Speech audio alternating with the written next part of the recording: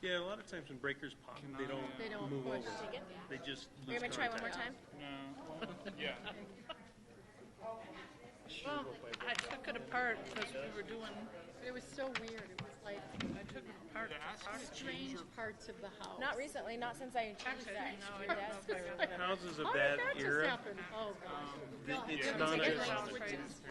We have those relay switches in the 1950s. Oh, really? Okay. So low voltage in the touchpad, and then choo. Supposed to be better for fire. If you ever need those, You know from the... somebody now, yeah. Yeah, they are available. They're not cheap, but they No. are available. Make a reminder the next day, so I remind. Our hope was to. I need to talk to Margaret. We went last year, didn't we? Yeah. Freaking out too much myself. But those switches are We cool. had to do that with. Joseph went too. He's gonna. I don't know, man. I want to go with one device. When we went over. I might be able to do that. Make it work. You just have. Can you That load? child. Can't load Microsoft Office Suite. You couldn't even see anything. You couldn't even water through. I don't know how they took a shower. Slowly. Yeah. You know, you don't always get to Oh, they probably didn't care, but. do the dishes. That was one of the first... When I lived in my house, the first year I changed the electrical pan. Yeah, the plumbing. You are an amazing human being. Yeah, I want to Too get a much to laptop do route, I the think. Not just because electrical. of my mom. Most of the downstairs is all Yeah. new. Yeah. As we reflect Yeah. the main floor. So, put in some new things. My Put dad... in new windows last week. That's what we're Proud of them. glad that came in and did stuff. I'll take a look at one. Floor. See if it's something I want. But I was so busy painting and. Hey, ladies, we recording? drill. Okay, excellent. The Test, test. guy who woke up lost the vision in that one.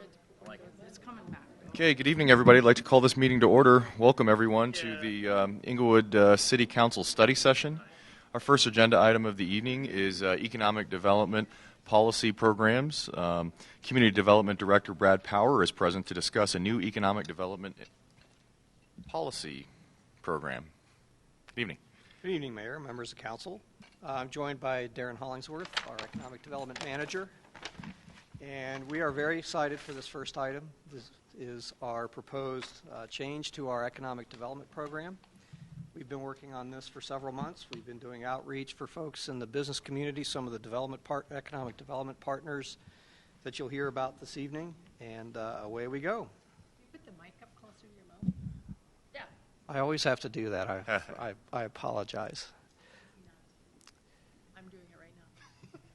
We developed a goal statement for our new program, and I'll just briefly read it to you. To strengthen Englewood's economic vitality by providing a variety of existing and potential employers and businesses with resources to improve their competitiveness and enhance their opportunity for success in the community. These are the areas that we'll be talking about tonight, and these are the areas we are going to grow into in terms of our program. And I want to mention a couple things before we dive into the heart of the order. One of the things that we're doing is keeping our existing budget. For the most part, our budget for this program from this year to next year is unchanged. We're just repurposing it in different ways. The other thing that I wanted to mention is the fact that the Commercial Catalyst program has been in place for a number of years, and it, I think, has served its purpose. Our recommendation is actually to diversify some of our economic development functions and programs and opportunities to make them very understandable by our business community and make them accountable to the community in terms of the investment that we're making. That's not to say that there was anything particularly wrong with the Commercial Catalyst program, but I think, as I have said before, Eric charged me when I was hired to review our program and to recommend any types of changes. And when I looked at the Commercial Catalyst program, I coined the term, it's a catcher's mitt. It's kind of a one-size-fits-all program, and in recent years it went to fund both business and residential development. And a lot of the issues related to that program specifically, for a town this size, it awarded pretty sizable grants to individual projects, up to $20,000 per piece. And so one of the things that we're doing is we're not abandoning helping retail businesses or anything like that. In fact, we think we're strengthening our program. We're not going to be providing the level of funding that we were before, but in terms of that trade-off, we're hoping to help additional businesses in the community going forward.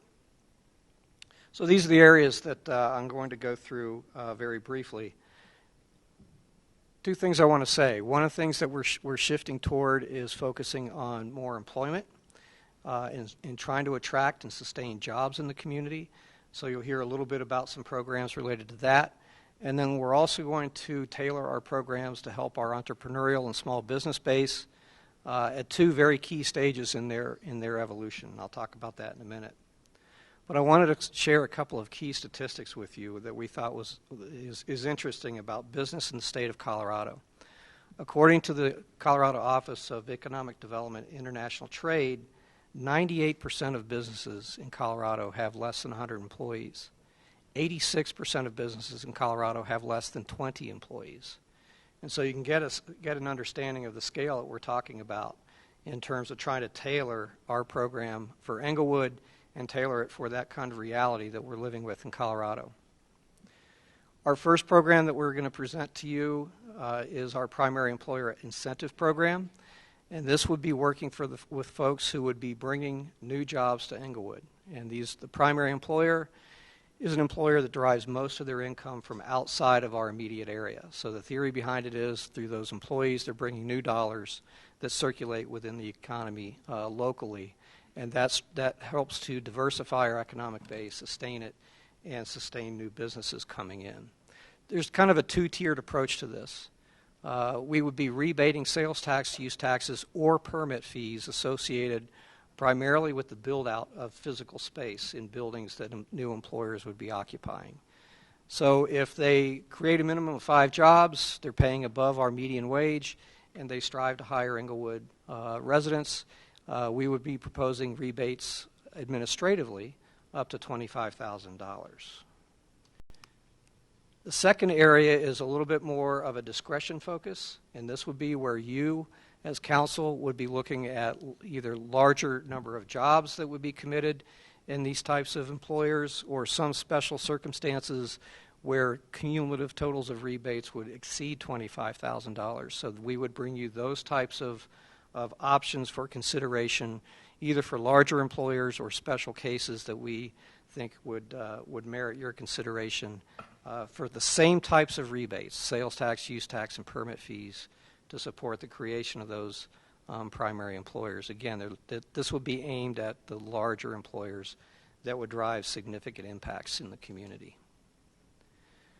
Shifting back to our entrepreneurial base, which we think is a huge potential growth area in this community, both people who would be developing jobs, but also people who would be opening businesses, service and retail businesses. We're going to reach out to them at two very key points in their evolution. The first area is when they're first starting, and so we're proposing a business initiation grant, and that would be new business startup assistance, and that would be for funds that would be for any viable business purpose. One of the reasons why we want to do this is we want to increase small business development, entrepreneurialism in the community. Our requirements for this would be that they occupy a commercial storefront. They're in a commercial building location that's publicly accessible. So in other words, it doesn't mean home-based businesses. And so the other requirement that we have is that they participate in some type of business planning workshop that's offered by our impending business partner, the Small Business Development Center. And this would do two things. It gives them a leg up at the very critical time when they're first starting out, that they get some expert opinions and advice about their ideas and what they're trying to do. The other thing that's nice is they can develop a network. These training programs largely take place among their peers. People are at the similar stages that they are in terms of their business life cycle. So if they start to meet people in the community, they can rely on one another going forward, and they have an informal network going forward to support each other. We think that's very important. The maximum grant would be allowable at this startup stage would be $2,500. And again, they need to complete some business training with us and develop, with our partners, and develop a business plan. The second time businesses face a critical stage is when they're ready to take that next step. After they've been open for a few years, they're ready to expand, they're ready to make a major capital investment, they're ready to hire new people.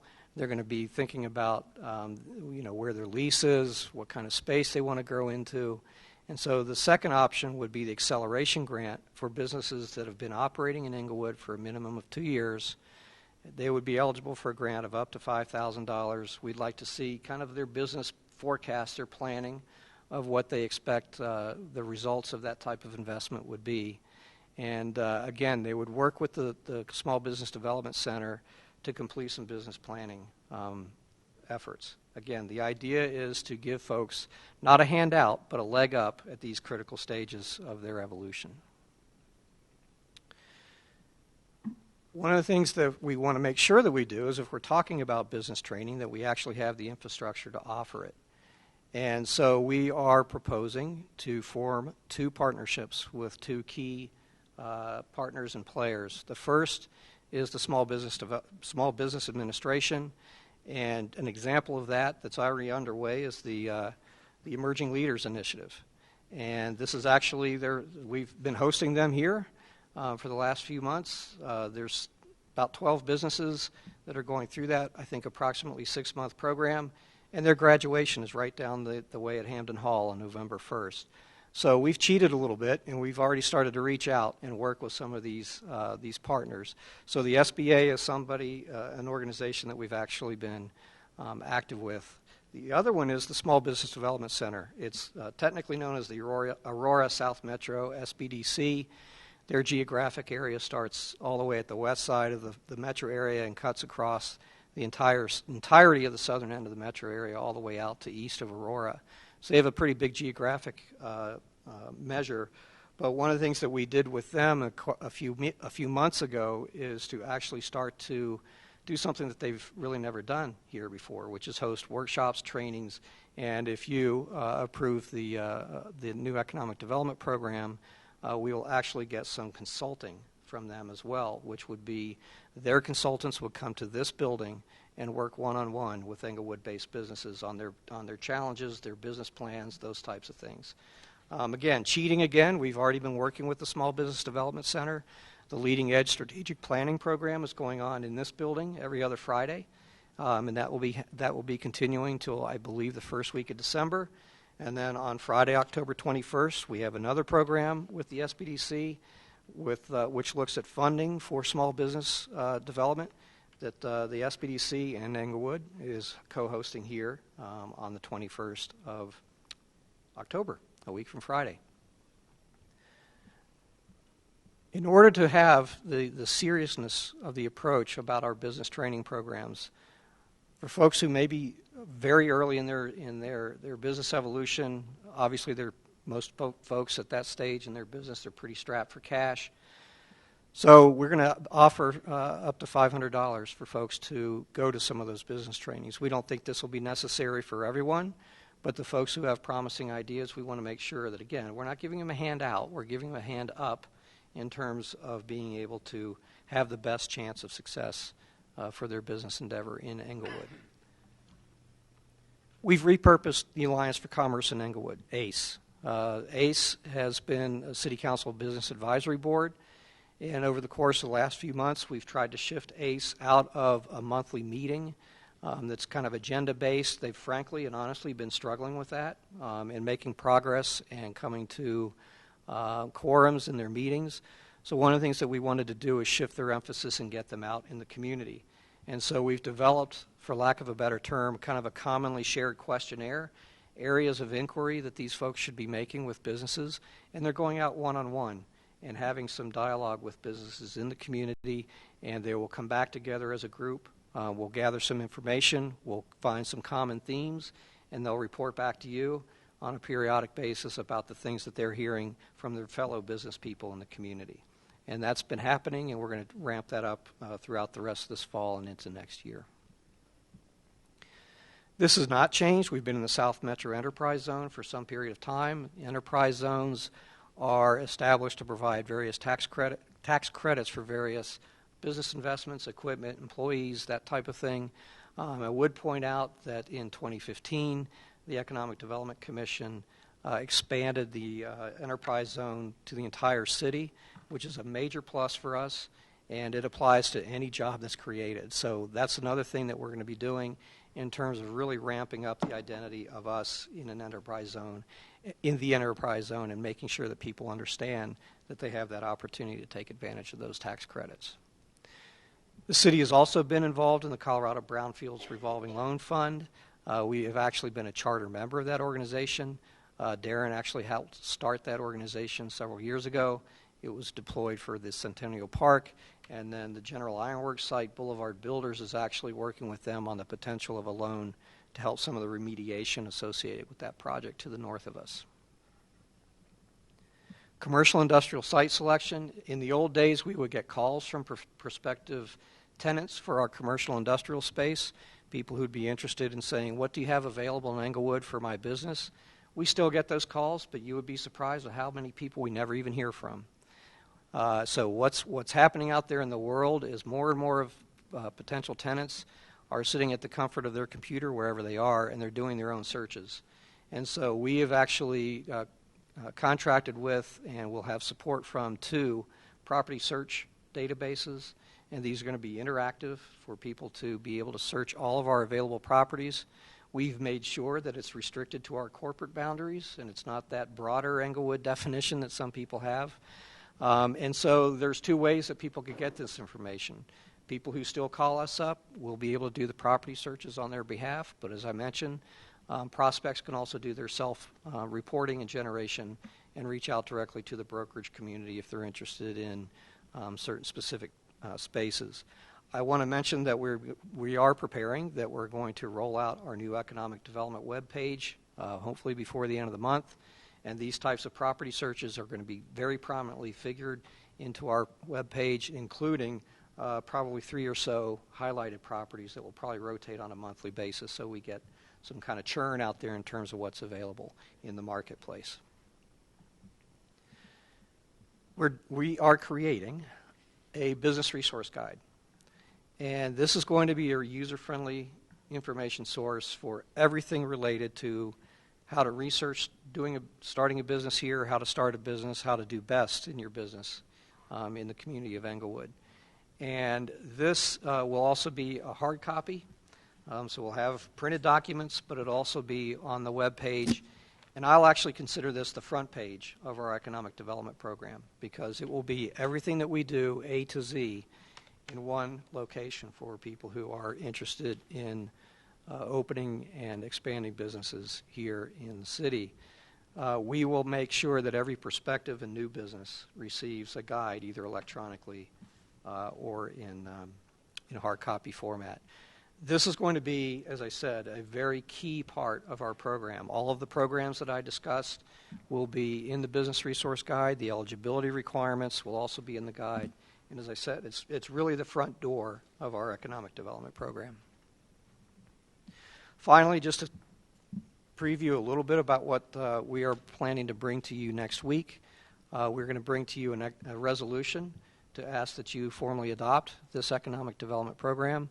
We're going to be bringing an intergovernmental agreement with the Small Business Development Center that will commit us to a contract with them to provide the services that I described earlier. And we're going to bring a proclamation to initiate the Startup in a Day proclamation, or Startup in a Day program that is sponsored by the Small Business Development Administration. So as I said, we're excited by these changes. We think it's really a real different orientation for the program to become much more specific, much more measurable, much more understandable by the business community, by the Englewood community in general. And we're quite excited to start rolling it out the latter part of this year and into 2017. And with that, both Darren and I are available for your questions. Thank you. Questions from council? We'll start there. Or comments? Mr. Cromer, did you have something there or no? Just checking. Your little green. Your block is green, so I just wanted to make sure you didn't have something to say. No problem. It was probably started the night off that way. Councilmember Rolson. I think Steve had something. Go ahead. I was going to take another break. Oh, sorry. This is excellent. I am so excited about this. I think this is something we wanted for a long time, and the economy's right for it. I think everything's right for it. To what extent, the chamber was in here a few times, so to what extent can they be helping play into this as well? Because they might see some of this as a shift in some way. And I wasn't at the last meeting, so I don't know how aware they are of some of this, but I hope they will be supportive. Well, I think we've endeavored to work with the chamber throughout this process, and one of the things that we are really going to emphasize going forward is our partnerships with all of these agencies. One of the things that I've found is none of us can be everything to everybody alone, and so our resource guide specifically will have all of our partners and all the programs that they offer as links. So have you met with them? Yeah. Yeah, okay, Yeah. okay. Yeah, Is absolutely. it at the last meeting or what? Or you just met with Randy or? We've got one of the facets of the program of ACE is to reach out into the business community and meet with, on a visitation basis, the business community, and spoke with the Chamber's executive director, Randy. Okay. And he was very supportive of that initiative. In fact, we'll be meeting with their board very shortly to talk about ACE's outreach initiative and creating kind of an ambassador group that also goes out with ACE. That was my other question about ACE. You said they're going to be more of an advisory role, and then they won't meet regularly. Is that the change, or as well, or I wasn't sure what that meant. Well, the change is to shift them away from a monthly meeting that was kind of a midday gathering and put them in the community as kind of helping us be eyes and ears on the issues and challenges that local businesses are having, so that they can kind of collect some information about major trends, what's going on, so we hear that more directly than we could that if it was just a couple of us trying to do that. So we're trying to leverage their time and have them be out in the community talking directly to businesses. I really think that's great. Since I've been on council, that group has had real difficulty both meeting regularly and feeling like they had some great input. So I was going to ask a follow-up with that. So do we have to change something in regarding their numbers of meetings or anything like that? I assume there would I an don't know if ordinance. it's one of them that. Yeah, we may have to review that ordinance and take a look and see if there might be some modifications. That's what I thought. Okay, thank you. Councilmember Yates? Brad, I'm assuming you've done something like this similar in other communities, or you know of other communities that's done this type of program? Yes. How long does it usually take before you start seeing some fruit from that? Well, I think that's really dependent on a couple things. It's the nature of the status of the economy. I think if people are doing business formation, we're going to be seeing some pretty positive results very quickly. And it's also incumbent on us to get out there and share the fact that this now exists and that we have changed. And again, that's why we're going to be relying on our partners to help us do that, including the chamber and the other groups that I mentioned. Word of mouth is big in this type of thing, and as we have people coming into this building for more training and consultation, we'll make sure that they're aware of our programs as well. Okay. Thank you for putting this together. It's nice to see an organized program. So. Councilmember Martinez? Yes, thank you for putting this together. I really like the multi-facets that this has, and I really like that it approaches business owners at a variety of stages in their business, so we're not just focusing on, new businesses or older businesses. I really like that variety. My question is, do you have any idea with some of these or any of them how we would measure the success of these facets? I think that's a great question, and that gives me the opportunity in a minute to say a caveat. But one of the things that I think I'll go back to is that statistic that I cited. About 86% of employers are less than 20 people. And so to us, it is getting more businesses to occupy more of our space. I look around this area. I look around South Broadway. There are just amazing opportunities for these types of businesses with that type of employment level to start to fill in some of these places. And so that's really the target audience for it, and that's who we'll really be working closely with. I do need to share with you, though, this is not a 100% success rate. We're dealing with folks who are at the most vulnerable stage in their business cycle, which a large part of that time is when they've been up and running less than 3 years. So again, what are we doing to try to support them at that critical time? That's what this program is entirely about. But I can tell you, sitting here tonight, we will not bat 1,000. Sure.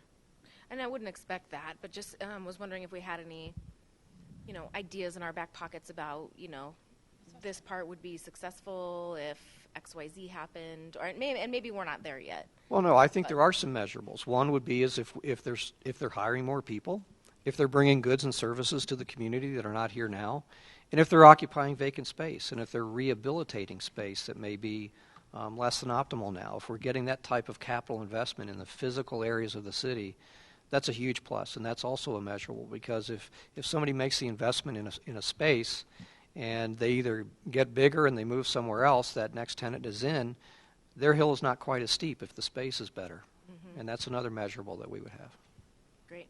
And I think it will help also to have this information easily accessible to people who are looking for it, so I like your ideas on that.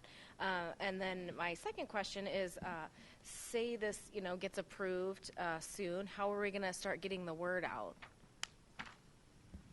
We are in the process of developing the business resource guide as a first as our first tool, as well as our website, to update the website to make it user-friendly, containing this information. To touch base briefly on the measurable outcomes, there's a little matrix in the staff report that describes some of the anticipated outcomes, with increasing jobs, increasing wages associated with those jobs, increasing. So we'll be able to track that and measure that through the outcomes in the program, and report back periodically about the number of businesses and entrepreneurs that started businesses in Englewood, that participated in the training programs, et cetera, and the one-on-one contact. So we will have some measures over time, but the anticipated outcomes are illustrated within the matrix. And I do appreciate that matrix a lot. I'm just wondering, yeah, it is very specific, which I like. Is it something you would look at kind of annually, you think, is the best way to look at that? Absolutely. It will take time to build up a pipeline of interest, and it'll also take some time to show some results within this framework. But I think there's going to be some pretty sizable results as a result of this pretty comprehensive program. Great. Thank you. Councilmember, is that Russell? Yes. Yeah. I just have some questions. As far as the measurables and stuff, what do we do to protect ourselves from, and that's why I think it's important to have ideas in place, and cutting it loose, for example. And how many other examples do we have like that? I mean, I'm not well, we did give them money. And so... Yeah, the Englewood Small Business Development Corporation gave them money, but we helped seed that, so point made. Right. So I just want to know that we're going to be able to protect against that. That is one of my concerns. And one other question, because the thing in here about focusing on primary jobs rather than retail, does that mean we're not focusing on retail at all? That just means that the economic development plan is not focusing on retail. So I would argue that there could be a retailer out there that provides primary jobs. Okay. So we're not turning our back to retail. So all of our programs are open to any business, including retail businesses. In fact, I would argue that most of the smaller scale businesses that we're talking about in terms of the recipients of the two grant programs, the initiation and the acceleration grants, I'm guessing here, but I would guess that probably 80% of them will likely be retail businesses. Okay. Speaking to the issue of the risk exposure on some of these programs, one of the initiatives is to have some consulting work done with each of these recipients, with the SBDCs, the professionals that can do the technical assistance and the training, and have the one-on-ones, in order to give them a leg up and increase their chances of success. Our exposure on each of these projects is less than they were under the commercial catalyst program as far as amounts contributed, but the idea would be to give them a leg up, but also give them an opportunity to succeed by having the technical assistance and professional advice provided by the SBDCs, the Small Business Development Centers, and the SBA as well. Okay, but then they would also have to have some resources on their own, correct? Because, I mean, that's a huge predictor. If they don't have resources on their own, they don't have skin in the game, really. A lot more than 2,500. And that's why that's one of the reasons why we lessen the amounts, is to make sure that they understood that we're here not to write a check for what they want to do. We're here to support them in terms of getting started. Okay, thank you. Councilmember Barrington? I mean, What percentage of the businesses that you think would be opening are even are going to take advantage of this? Do you have any statistics for? I mean, because we have a lot of businesses that have opened that don't ever access any of this kind of thing. They come in, they have a business plan, they have people they're working with, they kind of know what they're doing, and that's actually the vast majority of them. So how many do you think are going to be kind of in need of something like this? Well, I don't know that we can forecast that today, not having gone out in the community and shared this information In places yet. where it has been in place, do they have some kind of percentage of what?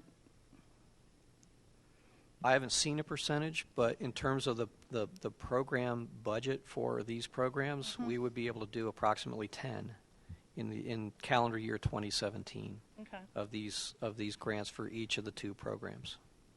And then I know we just met with the Urban Land Institute, and they kind of focused on downtown and the corridor coming down Englewood Parkway and City Center. How many open units do we have? How many businesses do we have open in that area?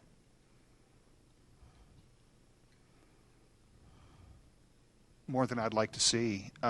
There's a fair number of vacancies up and down the corridor, but we're seeing some of those spaces. There's a plan for some of those spaces. One of our primary employers, Digibit, is looking to expand on the ground floor at Englewood City Center, and also Qdoba is under construction to bring back the space after having a fire there. So there are a few vacancies, more than I would like to see, stretching out Englewood Parkway down towards the Kimco development. There are a few vacancies at that location. I don't have the vacancy rate for that stretch or this central business district. I had an opportunity to attend a kind of business meeting, along with talking to the businesses downtown, and a couple of them, and I was very impressed with the way that they were kind of managing the spaces so that when people came to them, they had an inventory and they knew what was available. It just might be something that would help you guys. And then how many, some of the economic gardening concepts that have been out there as well, and how many like businesses do we have aside from the medical district and coming in that downtown and that corridor and city center? Are we seeing any kind of grouping like that? So synergies among like businesses, like within the medical community, is a well, that's the medical target. community. I meant downtown and coming down, or do you see a? There are a variety of synergies, and I think that making it a special place was one of the things I heard from the ULI feedback, and emphasizing that special place. Special businesses tend to locate within a special place, so it'll draw a variety of different types of, whether it's a restaurant or retail or the artist that's looking at space. Emphasizing the special place. I neglected to mention in my previous comments about site selection, which was referenced in our discussion earlier. I don't have the statistics in my back pocket about our vacancy rate, but in order to help drive down that vacancy rate and increase our occupancy within the community, we are trying to make it easier to get to that available commercial property information within the city. So that's the intent of having that a click away from a business that's taking a look at Englewood for the first time, maybe saying what is available. And so we'll have that a click away for available commercial properties. Once that is live, we'll share that with council and others in the hopes that this will be heavily used, and we'll see that vacancy rate tick down. Right. And then I was just a little surprised that there wasn't a little bit more. I mean, since we're talking about doing a program like this, probably going to affect about 10 businesses in the next calendar year, that some of the concerns about regulation and working with the city in conjunction with a program like this, kind of some things that we can do internally, how we take care of our own property that we're already responsible for, and attracting people. I mean, I heard from a lot of people that have had conversations on interest in downtown, but concern about how we're going to maintain our infrastructure down there as part of that, and kind of would have liked to have seen that put in here as kind of a bit of a accessory to it on how we're taking care of that after we take care of the businesses, what the overall business community is, not just these 10 businesses that we're doing a program for. I think that's a good point, and we'll do some reflection on that as we move forward. But as far as working with 10 businesses and then calling it done, that's only applicable to the grant programs. In terms of our partnership and the training opportunities and the consulting work that will be happening in this building, that could be considerably more than 10 businesses in the calendar year. You just don't know. Because, I'm concerned, just for the example of what's happened downtown there, where we have this major project going on. It's been in the plans for 3 years, and then it seemed like there wasn't a plan to kind of take care of those businesses, the ones that are already established, and some that are very new, trying to survive while they're going through this, and we didn't seem to have had a plan in place. So how we show that support, so that once we have a business in there, they know that they're not getting conversations from the other businesses around that, once we have them there, we don't support them, that we don't, not just support them, we don't have to support them, that we keep the lights on, that we do things like temporary crosswalks when we have construction going on, that we maintain our property and our parking lots and make them safe, things like that, so that when they see that, they go, wow, they care, so that they can pony up their part of it, and we're doing our job down there too, so that we're maintaining that. So appreciate that. If you Thank you. put a little more in on that for information on what you're doing. I'm sure you're doing some stuff, but if we could get that, I'd appreciate it. Thank you. Before we move back to Councilmember Olson, I'd like to make a few comments and have a couple questions, I guess. Appreciate the focus on jobs. I recognize that primary employers are probably the true driver of economic development for a community. However, I guess I have concerns about capturing all the economic activity that comes from primary jobs, knowing that we're kind of a landlocked community who's a smaller community. Again, I just worry that we might not be able to capture all of that economic activity. For example, I just feel like a lot of the folks who work at a lot of these primary job providers aren't necessarily residents or not necessarily, doing business or shopping in the city of Englewood. And so I think we need to do a better job of matching some of those things. And I think we're doing a good job. I think that job fair that we had was a wonderful step in the right direction towards matching, doing a better job of matching and keeping a lot of that economic activity local.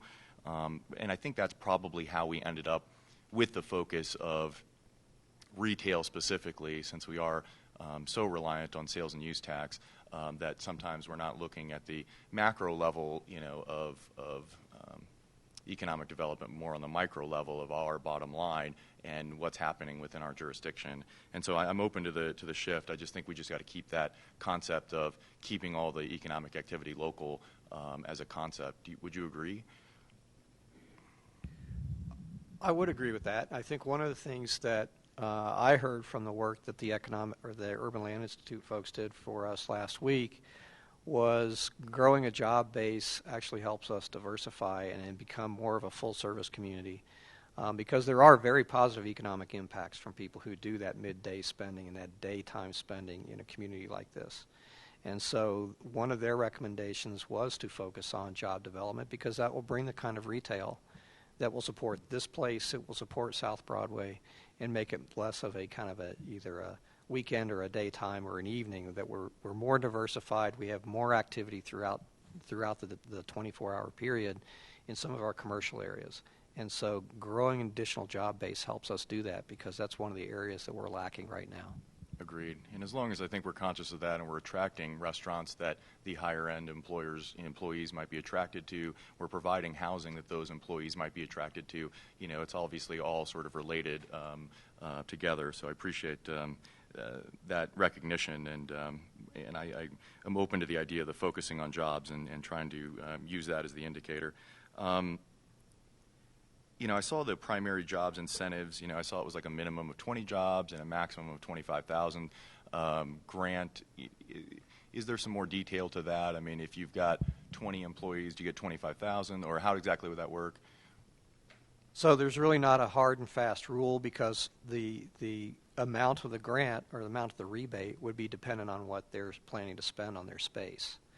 And so one of the things that we were trying to do in terms of being business friendly and fairly efficient is if we can administratively, either under my signature or Eric's, approve rebates that are less than $25,000, then we're more fleet of foot in getting people on their way.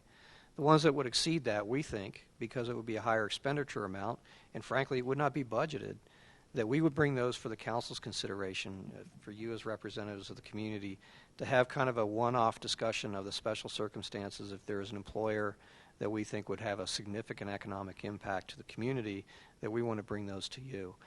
Whether it's 20 jobs or 19 jobs or 50 jobs, it's really not dependent on a specific number. We are going to ask folks, though, to bring as many as possible under these various categories. We're going to ask them to pay a decent wage. We think that's important to not have these be entry-level or minimum wage jobs, that they're actually going to contribute in a way for people to be able to live here as well as to work here. And we're not going to require folks to hire people from Englewood because our employment shed is, metro-wide, if not statewide. But we are going to ask people to take a look at people who live here so that we can get more of our residents employed in the community and contributing that way in terms of the health and vitality of the community. We're not going to require it, but we're going to ask them to take a good, hard look at folks from Englewood for these programs.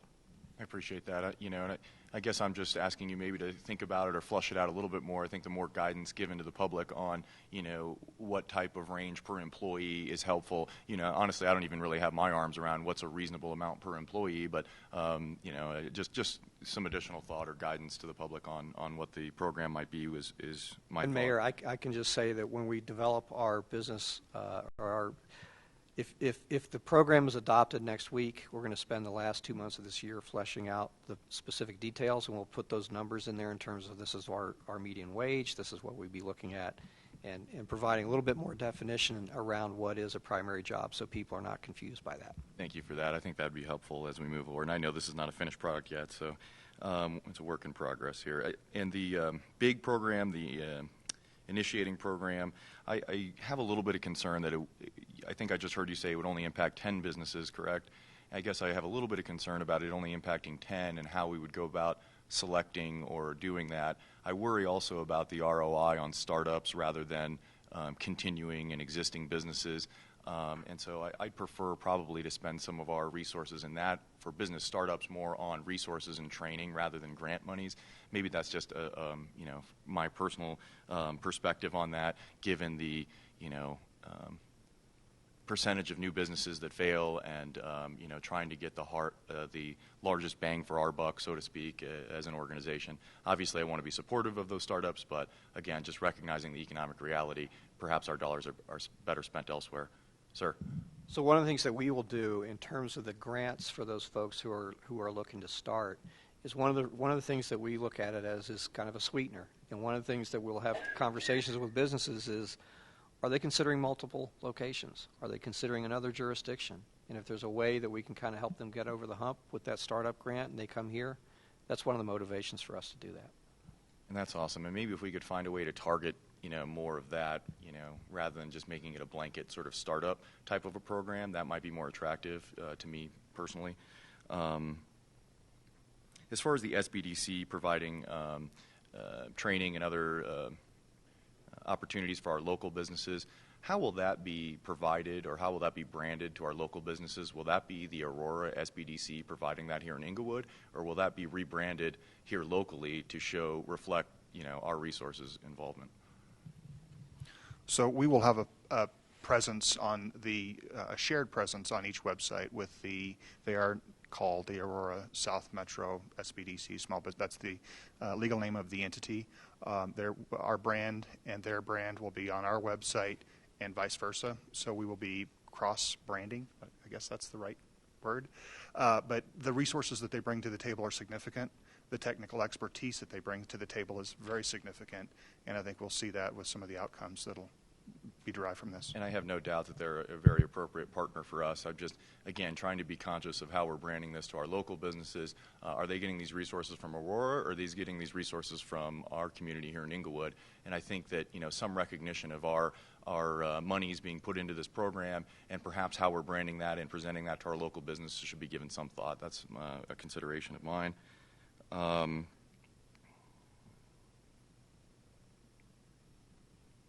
I think that's all I had for now. Councilmember Rolson? The vacancy rate in where we have things now, you do have an inventory, don't you, of all the places that are vacant right now?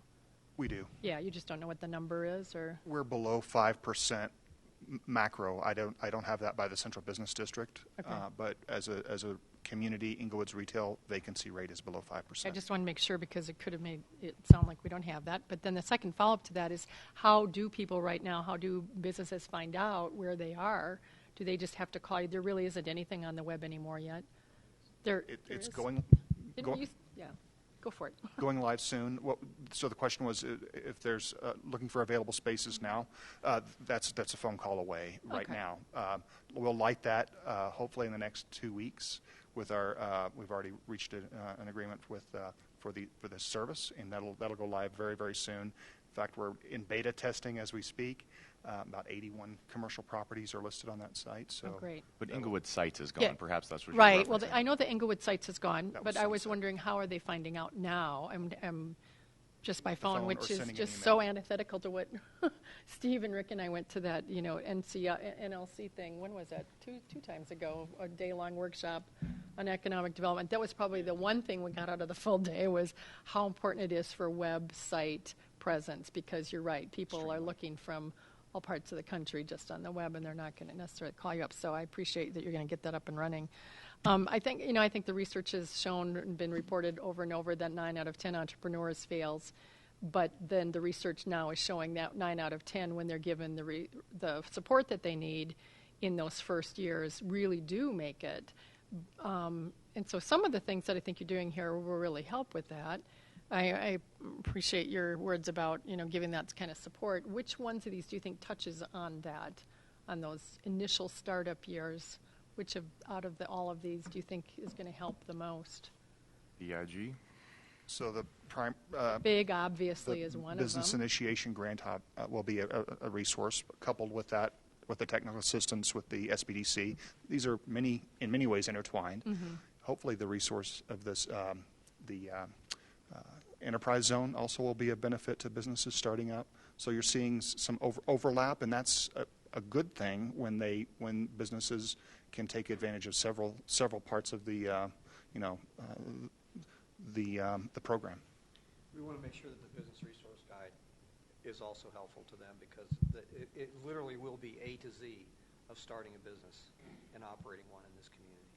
Have you thought about, or other communities done any sort of mentoring circles of new business owners where they actually share and then have maybe those who have been out into it for a few years and are successful as sort of a non-expensive way to actually help people? I know that that's part of what we're finding in research is that it really helps to be around people, and it doesn't need to cost very much. We're seeing that through the Emerging Leaders Program. There's 20 peers sitting around the table Tuesday. In fact, tomorrow evening there'll be another session here where they're connecting peer-to-peer. We're hoping that that'll also exist with the SBDC resources as they do training.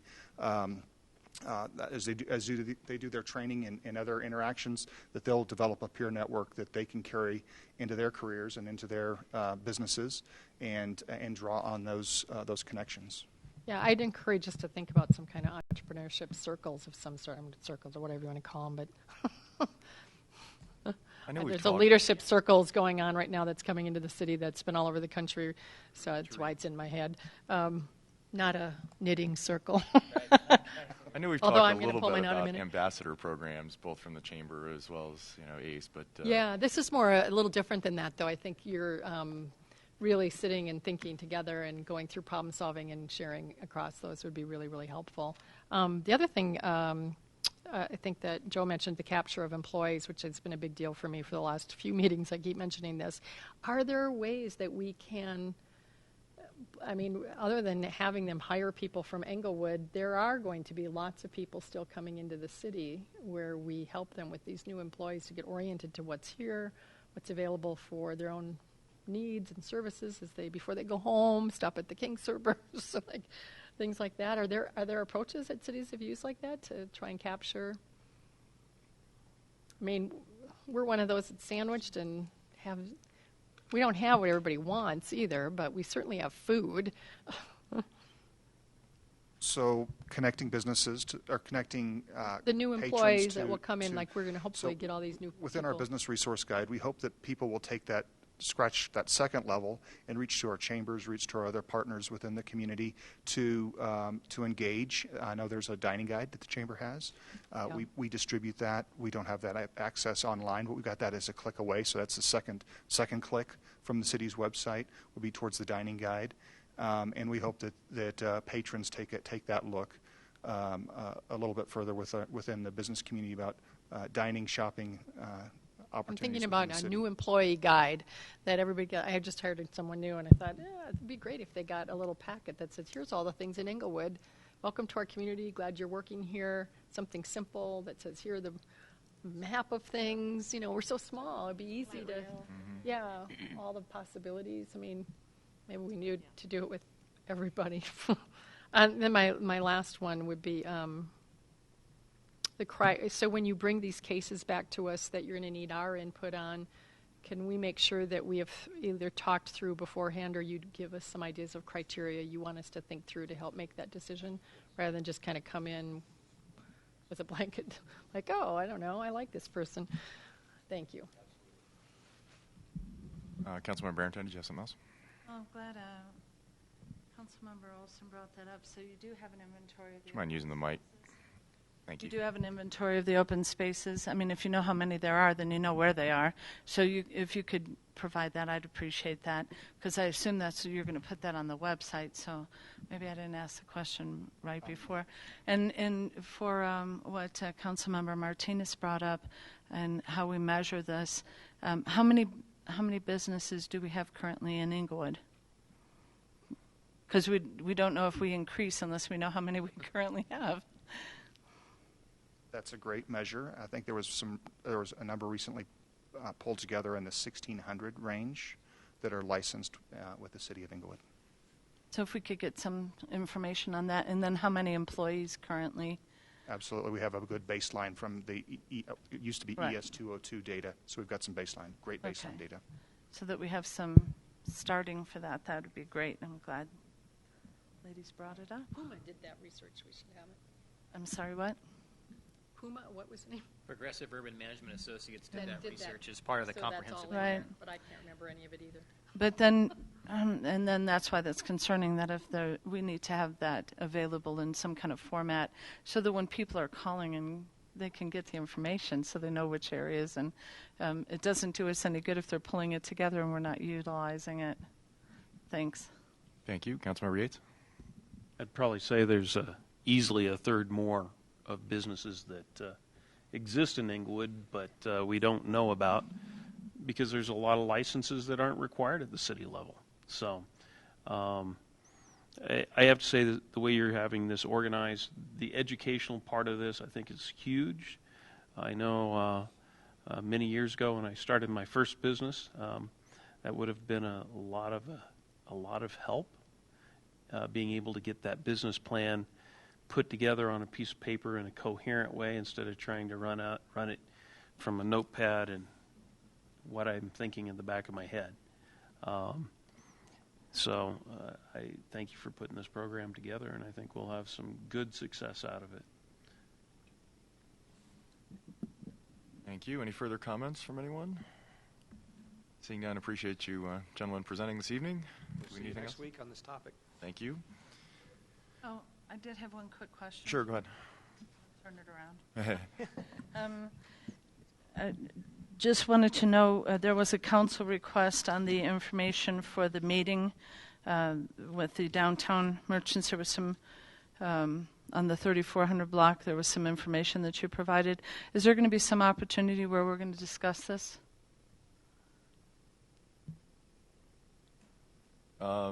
It has not been scheduled for an agenda, but we can look at that Okay. tomorrow. There might. Try to I'm follow up. seeing a little bit of some.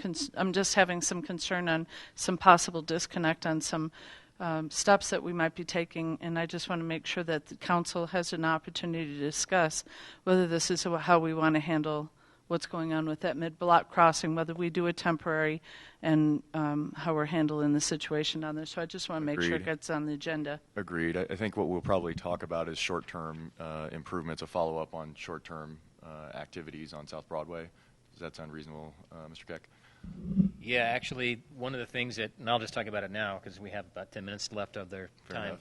But the mid-block crossing, again, we don't want to go forward with a project that is going to be an impediment to these businesses during the holiday season. And so, matter of fact, I just met with Steve Howards on Friday afternoon, and he asked that we consider not doing the mid-block crossing temporarily. He said just do it once so we're not having construction twice, and specifically not to, again, mess up their holiday season with parking and things like that. And so that's something that our Public Works Director, Dave Henderson, is considering right now, is to figure out how he can get this thing tracked up so that it happens right after the holidays so we can move it at that point in time. Is that the concern you're... Could you just clarify first who you were talking about? You said you had a conversation with Steve. Yeah, Steve Howards. He's the owner of the Oddfellows building. Uh-huh. And he suggested in his, and again, I don't think he was speaking for all the businesses, but he thought it would be perhaps in the best interest of the city to not construct a temporary crossing right away that would inhibit or interfere with the business community during this holiday season that's coming up. He said, if you're going to do construction, do it once and do it no, right. I got all that piece, Yeah. and wasn't trying to get you to repeat all of yeah. that. But so he's the owner of the Oddfellows building that currently has no business in it. Well, he actually does have a tenant. He has Wood Grands, yeah, he's got the Grand and the Palango Fitness. That's all part of his. But not okay. But so the third one isn't Correct. The third, yeah, the majority of that building is still under restoration or reconstruction. I would hazard a guess that he might not have been speaking for all of the people down there. No, he wasn't. But we also heard from another business on the east side, two businesses on the east side that says, hey, we don't want to be interrupted, multiple times either. And so that's something that staff, Mr. Power, and more specifically, Mr. Henderson in Public Works is going to have to weigh with council's input as well as to whether we go forward with that construction right now or we wait. Well, that's what I was asking is, are we Yeah. going to have it brought to us? And Yeah. I wasn't expecting to do it right now, but Sure. Yeah, again, I think We can a schedule. later discussion about, what are the short-term impacts on South Broadway is a discussion that would be fruitful for council. I'm seeing a lot of nodding, so again, we'll try to get something like that scheduled tomorrow for a follow-up on the 3400 block I specifically. just wanted to honor that they did do the request. I appreciate that, and that we were going to have it brought to us. That's all. Thanks. Thank you. Anything further on this?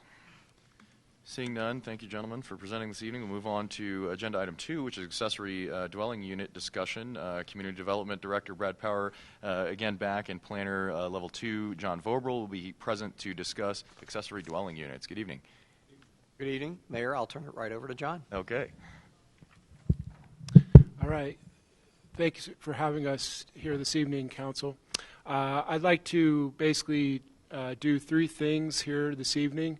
The first thing I'd like to do is paint a little bit of a picture for you of what accessory dwelling units, what we're talking about, and I'll give a little bit of history of Englewood's experience with accessory dwelling units. Secondly, then I'd like to give a brief report on Planning and Zoning Commission's progress studying accessory dwelling units. And the third thing I would like to do is I have 3 different questions that I would like to pose to council and get feedback on. All right, first thing, what are accessory dwelling units? Accessory dwelling units are typically a smaller unit that is a secondary unit on a parcel. Typically, they can be above garages or they can be a standalone unit, typically at the back of the lot. Recently, we have had a PUD approved, the residences at Logan and Floyd, and those have come out of the ground, and those are garage on top of garage units. And if you'd like to go, if you haven't seen them, I would encourage you to go take a look and see what you think. Where was that again? Logan and Floyd. The old Shriners building. Right. Oh, okay. Thank you. So a little bit about Englewood's history with ADUs. Englewood has about 200 or more ADUs that exist in the city today. And these are mostly built in the 1930s and 1940s. And the reasons that they were built have a lot of similarities to today in the demand that we're seeing from people who would like to do these again. Back at that time, there was a severe housing shortage, and also because of the economic circumstances, people were also desperate for income. And so the combination of those two factors was the impetus for people to build these small secondary units at the back of their lots. You don't see very many of the, typically I'd just like to point to this map right here. This map will kind of show you where these are located in the city. And as you can see, they are typically either 4 blocks one way or the other from Broadway, kind of in the older parts of town, and typically more clustered towards the downtown. You do not see them on the outer edges of the city because those parts of the city developed later on in the 1950s.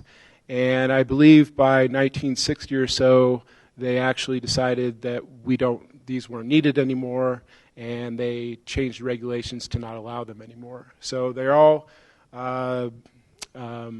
non-conforming uses today.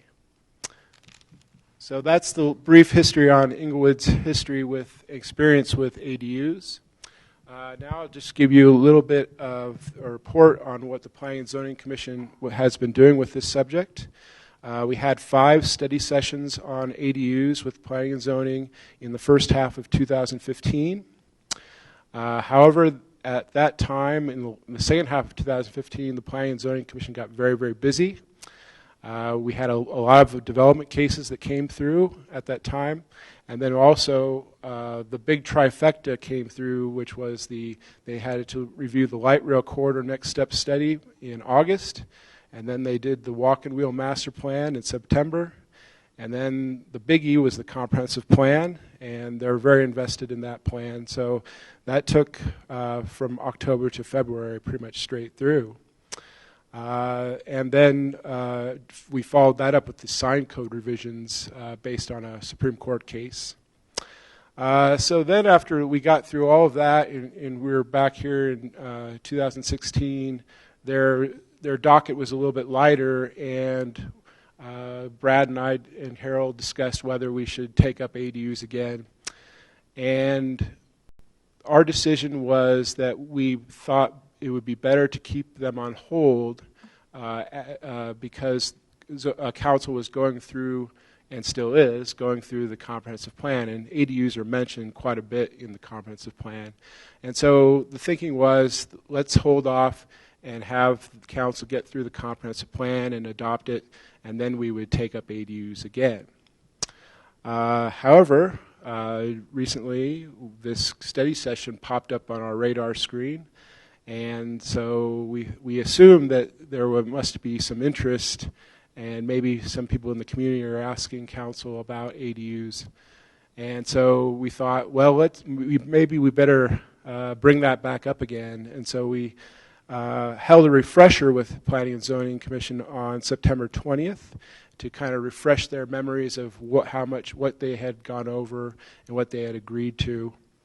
And those topics that they have pretty much fleshed out are utilities, height, the format of these structures, the site placement dimensions, and parking requirements. And then on October 4th, we had a second ADU study session to broach the topics that are still out there that we still need to figure out. And those topics are what zoning districts should be allowed for ADUs, and also whether there should be owner occupancy requirements. So I want to kind of explain the approach that staff recommended to Planning and Zoning Commission in terms of where we might want to allow ADUs. So we started out with identifying multi-unit residential zones. So these are like MUR3B, MUR3A, R2A, and R2B zones. And these zones already allow for duplexes or apartments. And so we thought, well, that's a no-brainer for those zones to allow them there. And then we also decided to pitch also allowing them in the R1C zone, which is a single-family zone. And we did this primarily based on where these are located in the city today. And there are quite a few of them that are located in R1C in addition to the multi-unit residential zones. Is that the dark yellow that's up there on the screen? The R1C is generally this lighter yellow. Lighter yellow, okay. And these orange zones are identified in the new comprehensive plan as transition zones. And then the brown are the multi-unit residential zones. So we, based on the relative lack of these properties in the R1A and R1B zone districts, we decided that maybe it might be best to not allow those for today in those zone districts and to kind of see how this would play out in the R1C, see how it goes for a while. And if there was more later on, if people came to us and said we really would like them in R1A and R1B, we could reconsider that at that time. So the Planning and Zoning Commission was pretty comfortable with that recommendation, with a couple of people who had a different idea, but I think we can bring them along. We have a list of people who are interested in ADUs. There's about 35 different people on the list, and the majority of those people have properties that are in that R1C zone district. And then we also broached the topic of owner occupancy with Planning and Zoning Commission, and it seemed to me that there was a lot of favorability towards going towards having owner occupancy requirements. Now, the thing with owner occupancy requirements is that you could have it for all ADUs in any part of the city, or you could opt to say we would only have owner occupancy requirements in maybe the R1C zone district, and then in the multi-unit residential districts, then it would be open for investors as well. So that's an option that you could consider. So at this time, my third thing that I'd like to do is pose these three questions that I have for council. And the first question is, does council want us to continue to go forward with this even before the comprehensive plan is approved and keep working on the ADU issue? Or do you want us to wait till the comprehensive plan is approved and pick it up later? So that's the first question. The second question is, how does council feel, what is their comfort level with this proposal that we've laid out for the Planning and Zoning Commission as in terms of where these should be allowed? Are you comfortable with that option that we just laid out for you there? And then thirdly, how do you feel about owner occupancy requirements? Would you feel that you would like them for the entire city for ADUs, or would you be comfortable with having them only for the R1C zone district? And now I would like to throw it open to council to get council's feedback on those questions. Thank you. Since he laid out the question so easily, I'd like to go round robin. If anybody would like to kick us off, I'm happy to do that. And maybe we can just go round robin from there. But, I have heard a lot about folks asking for us to look at accessory dwelling units, particularly in the R2 zone district, particularly around folks who are concerned about the scrape-offs and the characteristics of the neighborhood with some of the new townhomes, I guess it would be, that some folks think are problematic. And so, I think the thought is that, some accessory dwelling units might maintain the character of the neighborhood more while still allowing some folks to do a little bit more with their property. So I'm supportive of this in R2 and MUR3 zone districts. As staff, I think, has pointed out, I'm not sure that there needs to be an occupancy requirement there. I do think we need to be much more diligent in our consideration of R1 zone districts, and I'm not so sure where I'm at on that. I would like to get some more feedback from the community on that. And I do think if there were to be something like that allowed in R1, that occupancy requirements would be something I would generally be more supportive of in R1. I think I answered the questions. Anybody like to go next? I'd like to go around robin. Councilmember Martinez? I actually have some questions that aren't Yeah, go ahead. answers to your questions, if that's all right. You said in here it says we have 213 currently. Do we have any idea how many of those 213 are currently owner occupied? I did do something like that. I do a little bit of exercise where I take the assessor's data and I match their situs address and their the mailing address for the property tax bill, and that gives you a reasonable idea of how many are rentals. And actually, the majority, it's probably about 55-45. I'd say 55% have the same address. Okay. That they're not owner occupied. Meaning that they are. That they are. 50% are, 50% aren't. 55, 45. 55 are, 45 aren't. And then of the 35 people you mentioned that have interest in creating some kind of property like this on their own property, was that how I understood that? The 35, you said you have 35 people on a list? Well, there are a few. I think there, as I recall, there's 35 property owners in Englewood, and then there's an additional handful of people who are outside investors or people who, if Englewood would adopt this, they would come and buy a property. Okay. So that some of them live outside the community. Gotcha. So of those 35, do you have any indication of those 35, how many of those would be owner occupied? It would be a total guess. My impression is that most of them are people who are Englewood residents and who I believe are looking at this for the very same reasons that they built these in the 30s and 40s. They would like some income. Sure. And then my third question is, how many apartment units do we have in our city? Oh, we have, I think we have a total of 15,000 housing units. That's single family, everything. I could probably get you that number, but I couldn't really give you that number today. Okay. I'm just curious so I can kind of get an idea of how many,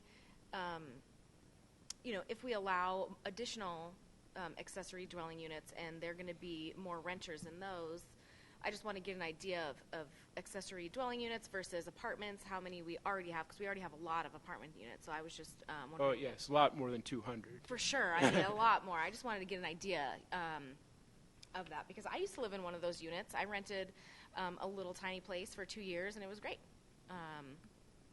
So I was just wanted to get an idea of kind of the numbers in comparison. If you can get that sometime. Sure. Do it tomorrow. Anybody else have any questions or would like to weigh in on the questions from staff? I'll go ahead. Please go ahead. Thank you. Councilmember Yates. Yes, I think we should continue to work on this plan. There's been quite a few folks that have been outside of the R1 district that they're interested in doing something like this, and some of them are actually commercial property, but they can't really do anything with it just simply because of where they're sitting. So I think it'd be in the best interest to continue. My comfort level with this whole process is good. It isn't great, but it's good. So I'm kind of middle of the road. And then when it comes to R1C, I wouldn't have really too many problems with accessory dwellings as long as it's owner occupied. I happen to live in a R1C area, and as is, we do have enough rentals on the blocks, and and I just feel a lot more comfortable with it. You most likely would have less problems with the owner-occupied property. Most definitely, because your thumb will be on the renter.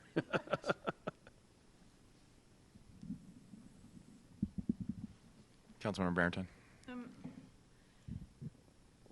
What was the definition that you used for identifying the current ones that you have on the map there? I use the assessor's data to locate a second. Basically, they have data for each living structure on a property, and so I went through the list and was able to grab out any property that had more than one structure on it that people that live in. Okay, so this you didn't include anything that had been divided into a 25-foot lot, or if they No, these are ended separate up structures. well, no, I know they're separate structures, but if somebody owns the entire lot and there's 2 homes on there, then were you counting it as? The assessor's data has detailed information on whether a property it will be coded as a 2-unit duplex, or it will be coded as 2 single-family homes on a one parcel. Okay. So I was able to exclude things like townhomes and duplexes. Right. There's some that's in District 3 that I'm a little confused about, so I'll get a little bit additional information so that I could go ahead and look at them a little closer on how we identified what we have right now. And then I'm interested in getting more information on it. It was certainly something that Council had brought up a couple of months ago that we were interested in that. That's why it got brought up again to put on the study session. I appreciate Joe remembering that, because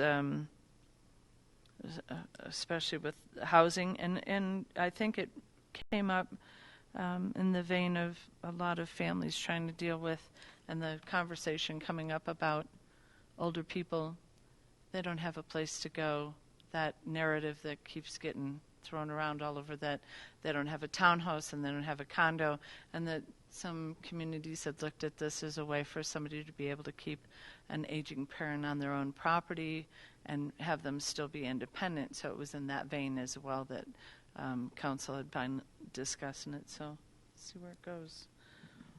Thank you for that. Councilmember Yates? Just a little tidbit of information. Council's actually been looking at this subject for a couple of years now. So just information, that's all. Thank you. Councilmember Russell, would you mind weighing in on some of the questions? Actually, I do think it's something we probably need to go ahead with now, since they're already mentioned in the comp plan anyway. And if something happened that the comp plan took forever, I mean, this is still something that I think we need to be working on. We're allowed, right now, I don't have a problem with R2 and the ones that you've already mentioned. I have gotten some feedback from some of my constituents, and they really want them to be owner-occupied because there are a lot of homes in Englewood that are not being taken care of because they're rentals, and they don't want this to exacerbate that problem. You're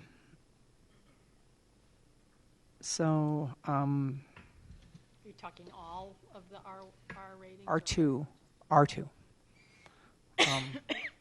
I'd have to think through the R1. Thank you. Councilmember Yates, do you have something else? I just want to emphasize, when I talk about R1C, and I say owner-occupied, I'm not thinking that you can put it up and then rent it out. But there's been more than once I would have loved to have set up a garage office on my lot, and I can't do that currently.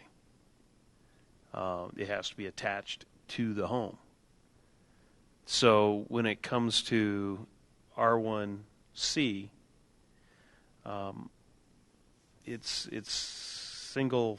I don't know how to explain it properly, but basically single family, not multiple, not like a owner occupied and rental, but owner occupied.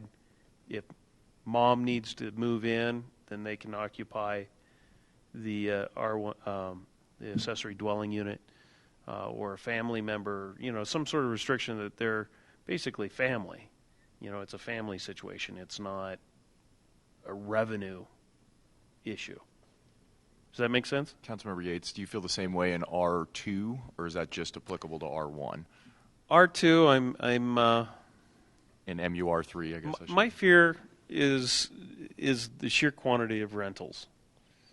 We have a lot of apartments, although I will say that if you've got the owner on the property, they're going to keep a tighter leash on these folks, which is definitely a step up from a typical apartment.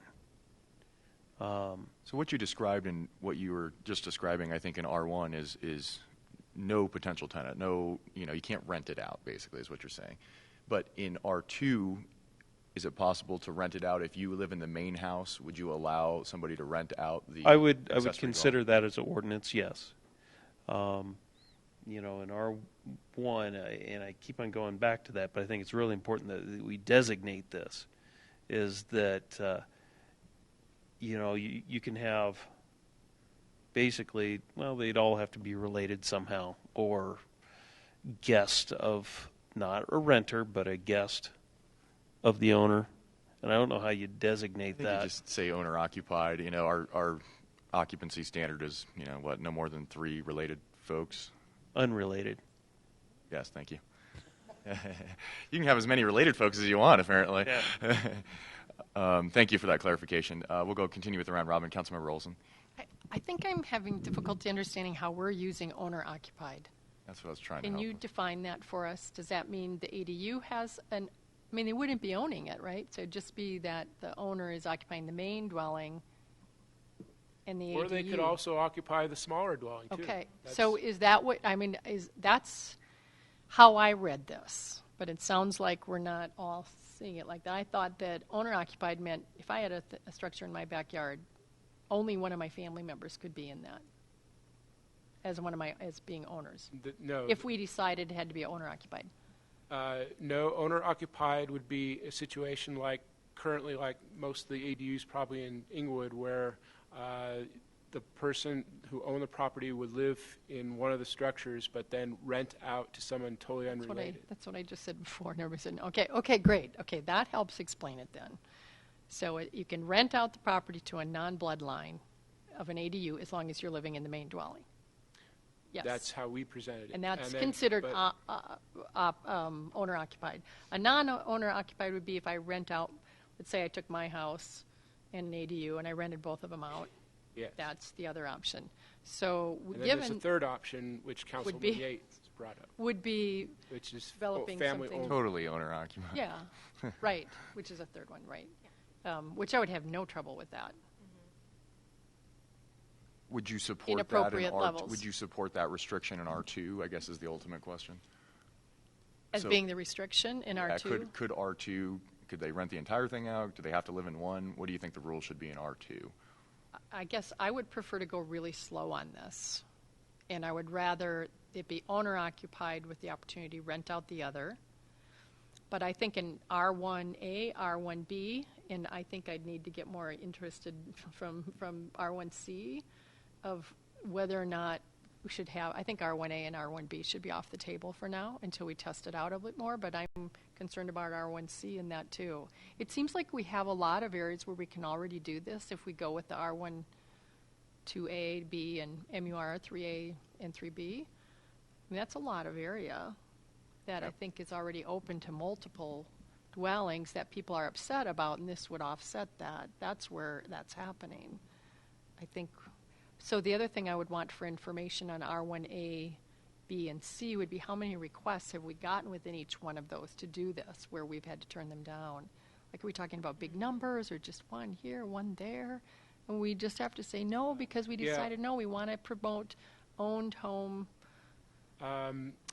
The list that our interest list that we have, approximately out of the 35 that are properties here in Englewood, I believe that 25 of them were R1C, and maybe like 4 were R1A, and the rest of them were R2s or something higher than that. So none of them were the R2B, R2A, and R2B. Those are already. Um, Did you say this before and I missed it? I'm sorry. Okay. I thought maybe this is deja vu and I just didn't register. Yes, yes, now I'm even getting confused. R1A, there's probably about 3 or 4 people that were interested in it, and the vast majority on our list are owners of R1C properties. There was also some R2 and higher zone district interest as well. And then there's a list of investors who don't own property yet but are interested. That's where I get a little nervous. Yeah. I would really like to stabilize neighborhoods, and I would prefer to be helping neighbors keep their neighborhood stable rather than developers redevelop it when that's not been what neighbors have wanted. And so that would be my caveat. I want to see it happen where we can keep stability in neighborhoods, but not have people come in and develop and then rent out the whole thing because now they've. So that's what makes me nervous about it. I don't know if others think the same. But I think we should keep moving forward to figure it out. I think the more we can get done to decide what are the options would be helpful.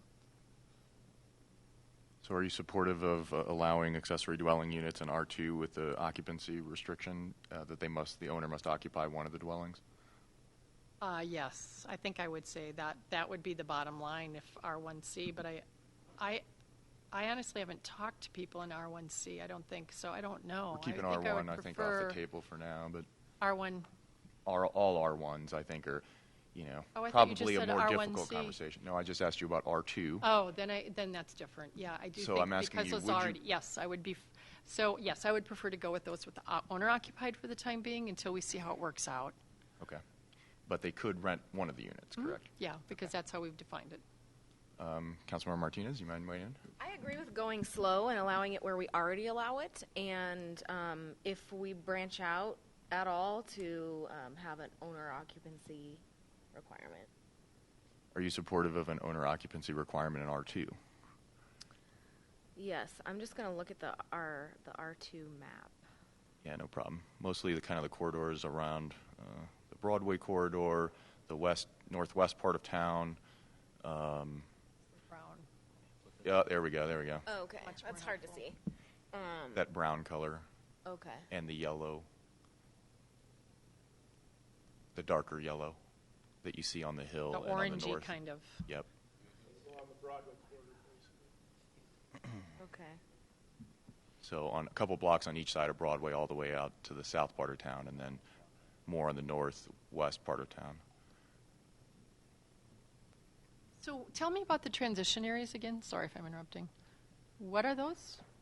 There's a section of the comprehensive plan that has those neighborhood areas, and they have maps, and there are on some of those neighborhoods they have identified these transition areas that could be might be candidates for zoning type changes to be considered. But right now, what are they? They're just a concept on a map. They have That's no the meaning. current zoning. Yeah. They're in their comprehensive plan as something to study, but they don't have any legal status at this time. Either way. That's why the medical district is. I mean, that includes. No, it doesn't. A little bit. Sorry, let's go back to Councilmember Martinez again on R2 occupancy requirement. Can you remind me again how many of your requests came from R2? It was just a handful, maybe like 5 or 6. And they were Most- folks that already live there? I don't know that answer. Most of the comments I'm hearing from District 1 are from R2 residents, mostly renters or owners as well, who just, again, believe that it would be more in the aesthetic characteristic of their neighborhood. I can come back to you if you like. I think I would be all right with that as long as we had some kind of owner occupancy. They have to live in one.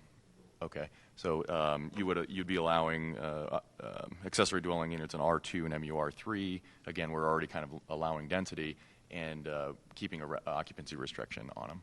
Thank you. And Councilmember Yates, you're at the same spot, correct? They have to live in one, right? Even in R2 and MUR3. In 3, it's an obvious. I mean, those are already zone for multiple units on a lot. But R2, yes, owner occupancy I think would be a good way to keep the stability in the community, allow for that growth that is needed, and frankly, hopefully we can retain some more families within our community instead of having folks moving out and saying, well, just not enough room. Move the teenager in your. Are you What? making? Your son moves home and you move him out of the house. So are you making a distinction between the occupancy requirement that would be required in R2 and MUR3? Well, MUR3 is already apartments. Yes, but it doesn't allow accessory dwelling units, correct? No, you can't. Not at this time. No. Yeah. So you could rent them both You in either flatten the house MUR3. and put up apartments or duplex or triplex or whatever you can on that lot is what they're going to do if they want to turn it into investment property. Or you have a couple of little bungalows on a lot. I don't see much difference between the two. So no occupancy requirement in MUR3. I don't think it's necessary. Fair It enough. just doesn't. I think that's fair. It doesn't. Yeah. And frankly, it might be able to keep the density down, by allowing this. Councilmember Barentine? Currently, right now, to what Councilmember Martinez said, she said she would like it to keep it legal, keep them where they're already able to do them. And if I understood you correctly, nobody is allowed to do them currently. That these are all of these dots on here have been turned into non-conforming use, so it isn't actually allowed anywhere. That is correct. And that's why we're discussing this. So we can't kind of leave it available where it is, because it isn't available where it is. And if you could please, I mean, when they did it non-conforming, I guess they those were grandfathered they in. undid them. Those were existing. But that also causes, it does cause some problems, because if people do things with those properties, then there's restrictions on there, and so we do cause some concerns when we allow something and then unallow it and go back and forth with it. I do have anywhere where somebody isn't living, because I have a question about what Councilmember Yates brought up. Anybody can turn their garage into anything they want as long as they don't live in it, can't they? I mean, if they want to turn it into an office or a man cave or a beer swigging, whatever they do. I have a neighbor who's got a... It's not living space. It's not living space. It's not counted as living space. It's still okay, a garage. I apologize. Because I have some neighbors, it just brought up an idea. So as long as somebody's not living in it, it doesn't restrict you from turning it into an office or something like that. You could sit in there and sweat if you wanted to or something.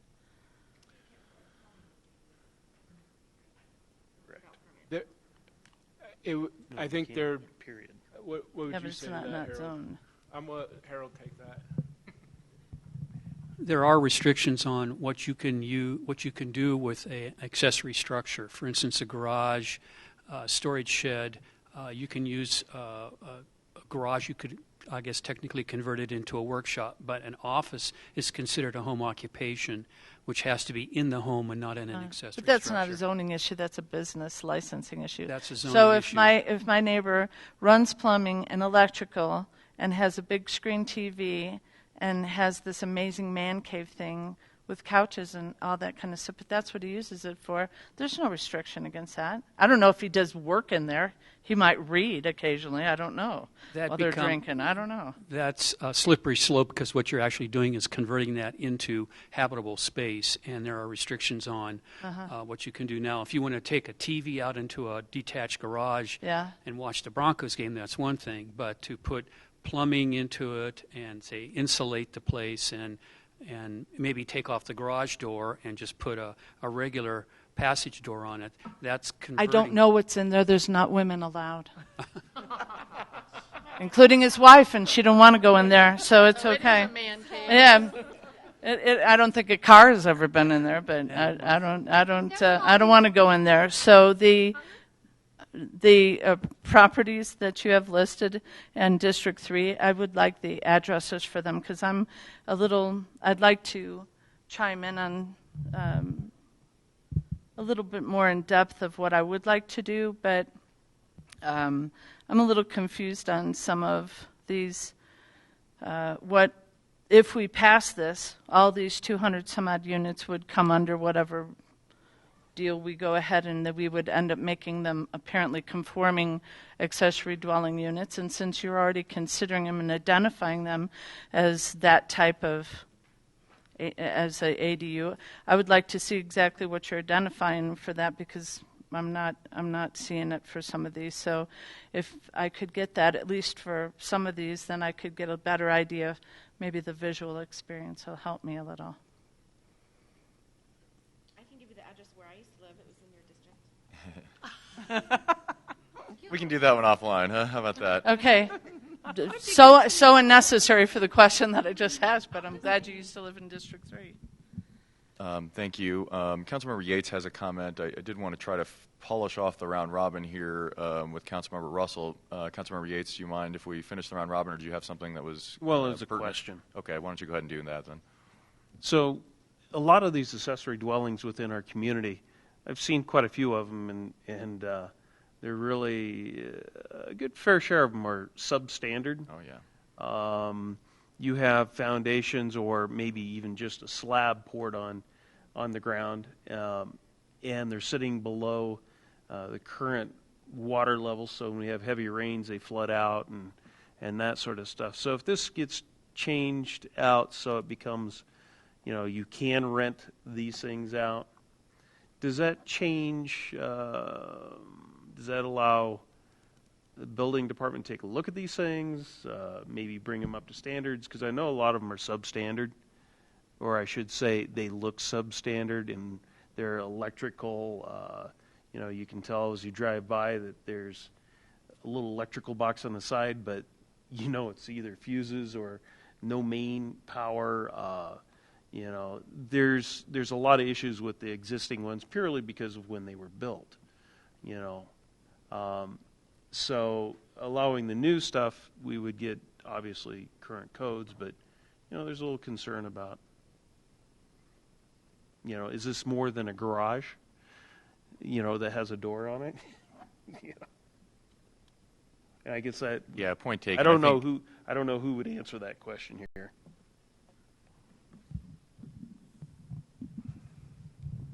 I think it would be up to council to determine whether or not existing ADUs would have to be brought up to current standards. The building code applies to new construction, not existing, but we do have a residential code that could apply to those. So if there is an interest on council's part to bring those existing ones up to a minimum standard, then that would have to be part of an ordinance that would allow ADUs. If the unit is a rental, I think that might be a reasonable thing to look at. And you got to you have a look on, because we're putting people's lives in there. They're renting the space thinking it's safe. I walked through one about a year ago and it's like, oh my gosh, and they've been renting it to this person for 5 years, but it was nothing more than a doghouse, Yeah, I think point being made, these grandfather structures are still driving a fair amount of revenue for folks who are using them, and so the idea of, scraping them and not being able to rebuild them is not very attractive from a, profit motive sort of standpoint. Well, I didn't say not be able to rebuild them. Well, that's why I think they become in such deteriorated condition, is because, you can't rebuild these structures. Fair enough.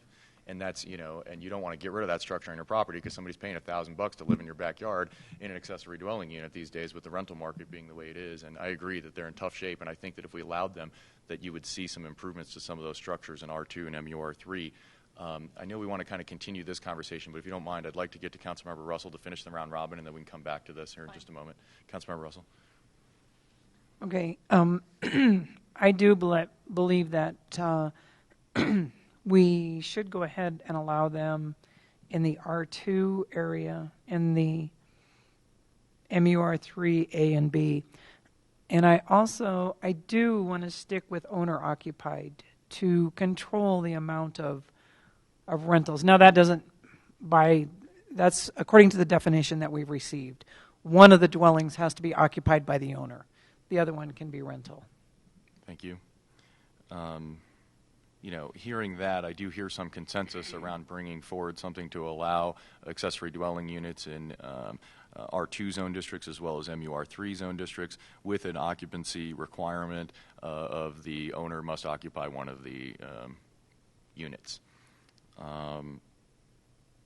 And the answer is I think we want to have it before the comp plan conclusion. So whenever you're ready, it sounds like this body is. It sounds like we want to continue this conversation around some other things. I'll turn it over to Councilmember Olson. So my question has to do with following up with what Steve mentioned, and that is the ones that are already in existence that are subpar. How can we make sure that those are healthy and safe for people? We don't have any mechanism for that now, do we? That makes me nervous. And I think asking them to come up to code is going to be fairly onerous on those 200 property owners. They're not going to be very happy about that. Are they really legally grandfathered in right now? They all are. Okay. Gosh, I feel, yeah. But at least if we allow them, then there's some possibility for reconstruction of some of these things, and they can be improved on at that time. And I think that's the reason we've seen some of these deteriorate to this point is because they can't rebuild them. But they could fix them up, though. Yeah, but once you fix them up to a certain point, that kicks in some new code. Maybe you guys can talk about where that line is. Well, I think one thing the council could do is place a time limit on those units before they have to be brought up to code, because it could be a financial burden on somebody if they have. Perhaps it was a garage at one point that was converted into a living unit that, is satisfactory up to a point but doesn't meet current codes. If you were to impose a rental inspection program, you might provide for a year or some amount of time within which that unit would have to be brought up to code, or by a date certain. That's one option. We'll explore a number of options that might be available if council's interested in providing some direction in terms of bringing those existing ADUs up to a minimum standard. I would like to see us do that along with this. It also helps to create, I think, better the neighborhoods that people want to be in, and probably some of the issues that they have with those ADUs. But I think we're bringing up a totally different topic of rental inspections and whether or not we want to try to implement something like that. And I think that if the majority of council would like to weigh in and begin to have that conversation, that's something that Mayor Pro Tem and the manager and I can schedule. I'd like to see options with I'm thinking ADUs only. I'm not thinking about other rentals. I'm thinking if we're going to do this, let's look at the whole ADU market. So only ADUs would be inspected? Those Others that have been in support of that? If rented, and I think giving time periods would be really smart. Fair enough. Do others support that? No. Neither do I. I would. Yates? When it comes to these units, if these are income properties, I think a year is probably too short for a lot of these folks. But if we extend that period out, I really, the two that I've gone through, they had mold because of flooding. They were electrical was literally scary. We do have a responsibility if we're allowing people to have rental properties out there. I mean, we told those folks on Broadway that they had to clean up their places. The hotels, and these other places. I mean, it's basically the same thing.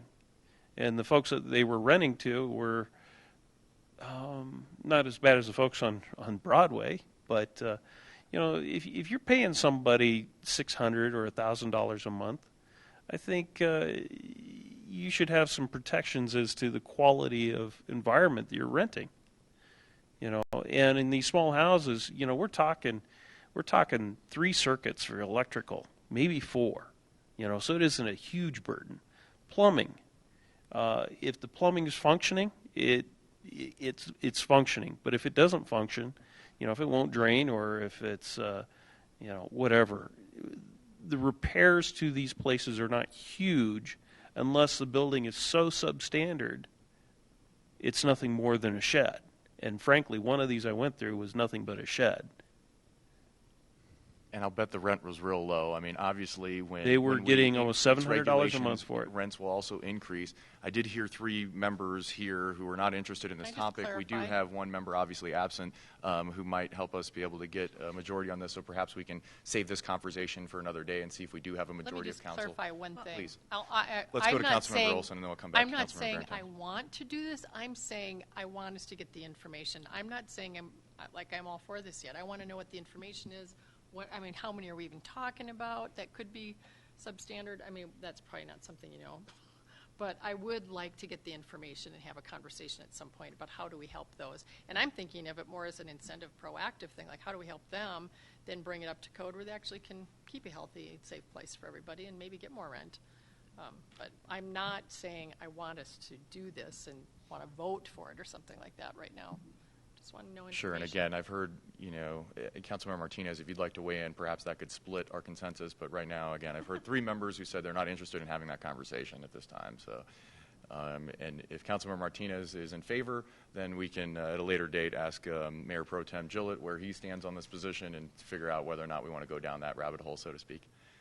But if you're against it, we don't have to have this Exactly. discussion. Thank you for pointing that out. Come up another time. We didn't have to have a discussion at all. Come up in your future. I didn't have an ask to. I do think it would be good to look at least to have some information about it, to discuss at a later date. Not to do anything or not do anything, but maybe to... Fair enough. Let's, again, we'll bring this conversation back up when Mayor Pro Tem Gillett is here, and we'll see if there's an opportunity to gain some consensus. Spin around a lot. Yeah, I apologize. Councilmember Barentine, and then we'll go to Councilmember Russell.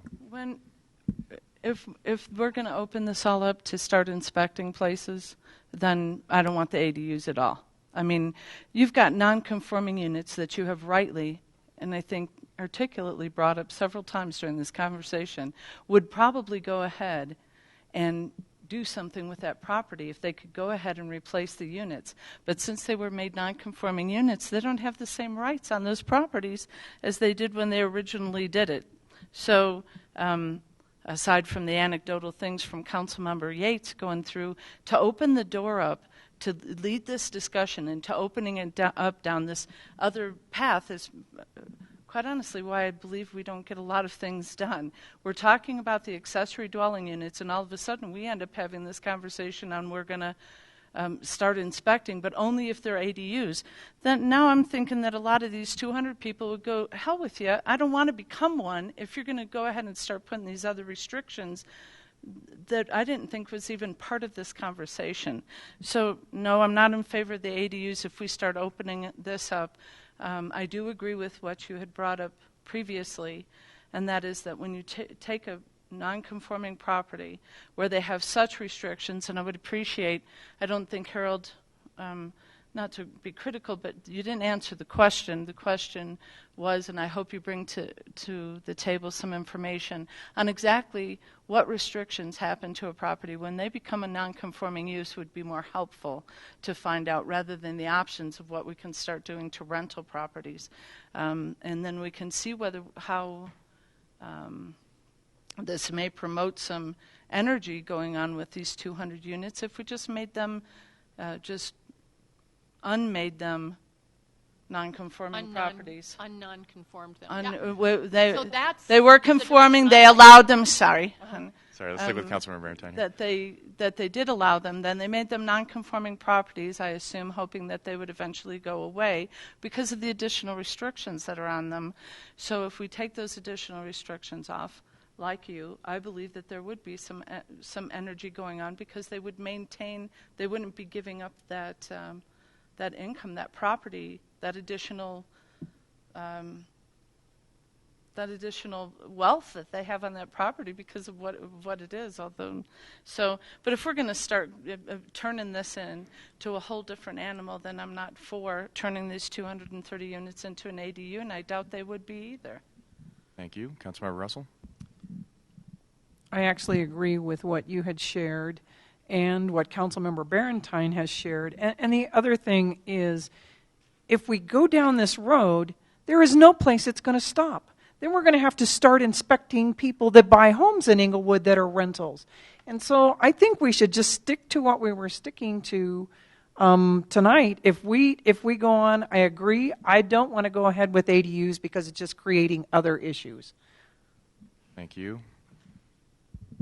Councilmember Olson, did you? Well, I'll make it easy on us. I would like to go in the direction that Councilmember Barentine suggested. Let's find a way to help, and maybe the best thing to do is to talk to these 200 to say, what if we're going to go ahead with this other, allowing them more spaces for use, then go back to them and say, okay, now that we're doing this, what can we do to help you?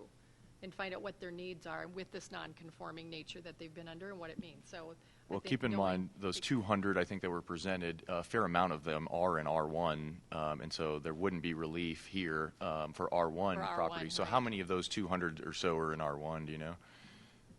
There were a lot of them. Just looking at the dots, yeah, there were a lot of them. There so. More than I thought there were. Yeah. In all fairness, we are in study session and the decision hasn't been made about whether to include R1 or not, and I did ask for additional information so that I could better serve the people that are in the R1 area. There's quite a few in District 3, and I'd like to get more information Fair before enough. I make a decision on Fair it. enough. Excuse me, yeah, I agree. No decision has been made. I appreciate you pointing that out. Sorry, Councilmember Olson, you okay there? To take it off the table.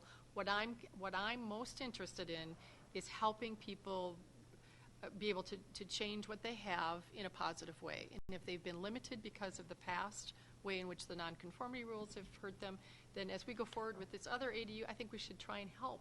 Rather, I don't want to inspect to to make it difficult for them. Then let's take that off the table. What can we do to help incentivize and develop? That's what I'm looking for. Thank you for that. Yeah. I am hearing, consensus take it to off the not table. go towards rental inspections at this point. Yeah. Councilmember Yates. I have no problems in not doing the rental inspections.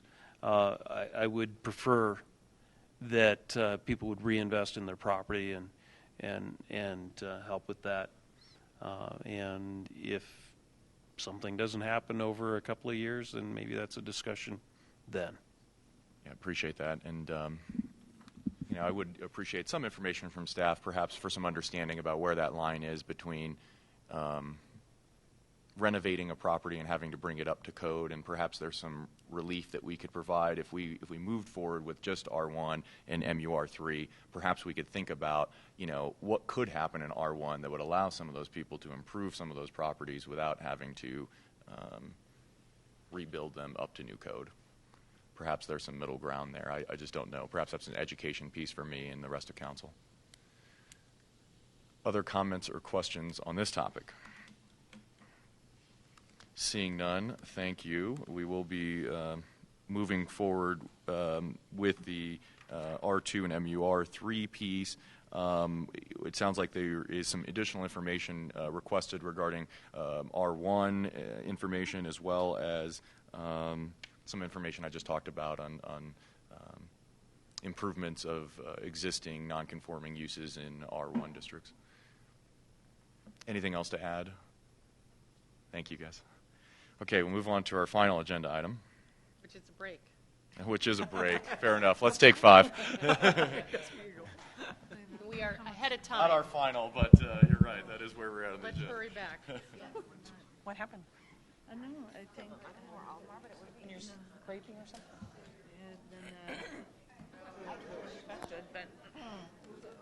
And it poofed up enough so that the skin peeled off there, and it kind of hurts.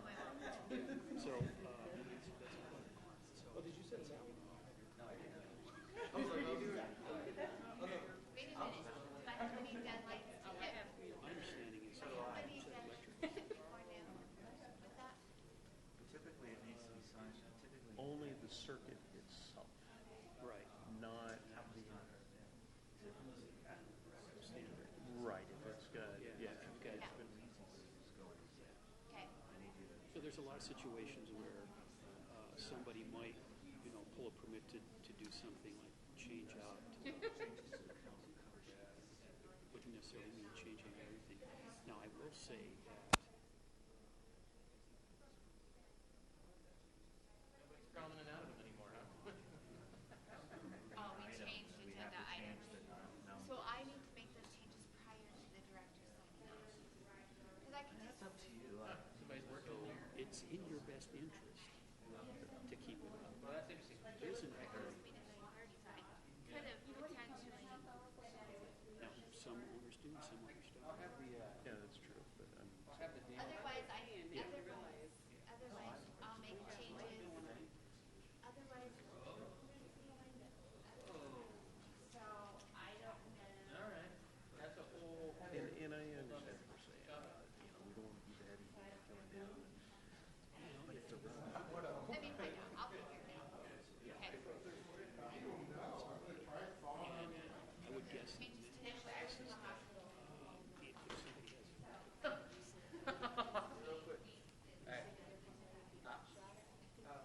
I'll have somebody take a look at that and make sure that there's nothing.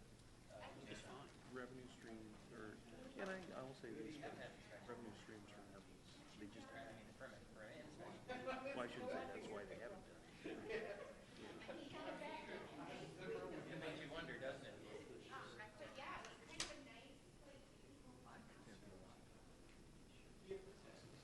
Although those director meetings, those director meetings go 2 hours. No, there's more than No, one meeting.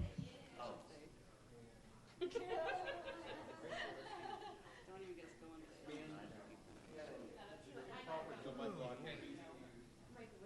Sorry to say, there's cops rolling down my block. Where they're going, Well, that's not my problem.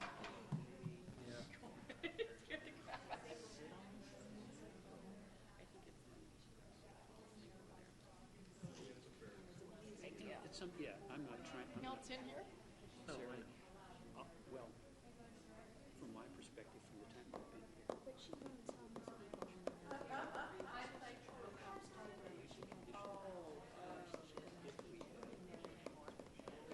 Yeah, I didn't know. So. well, other communities do. Okay. But it's expensive because you've got to have the staff. I thought that's why I didn't. I was like, you have to miss the meeting, you missed the meeting. Right. People agree. Especially the bigger. Inspection, where they have a yearly inspection. Did you hear that?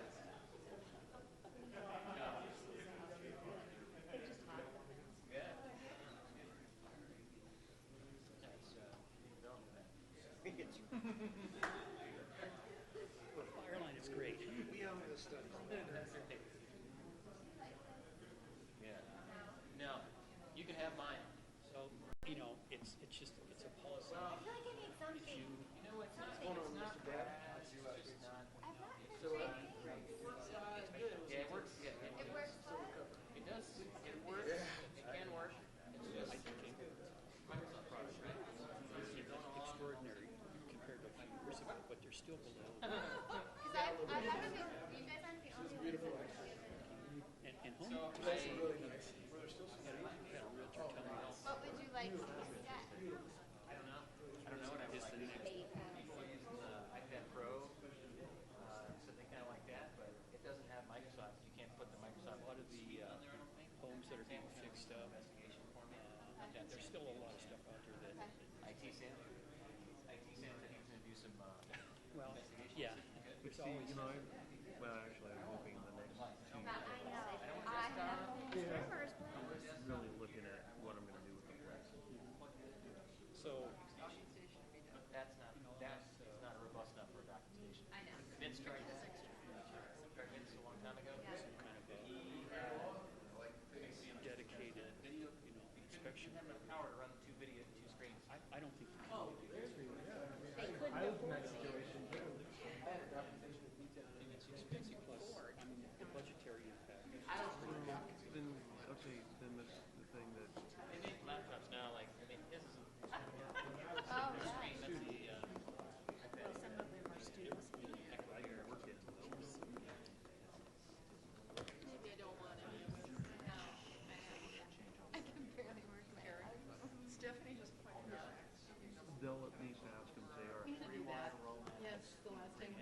We had to. We've had to do that twice on our own. They come back, and if we do one thing, Because they're probably studying at home.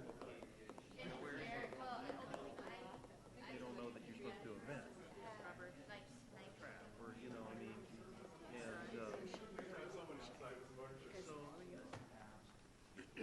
and,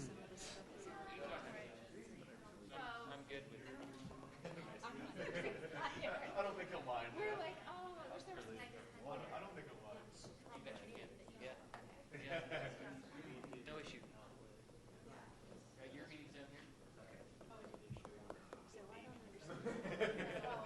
Work on a cooking budget.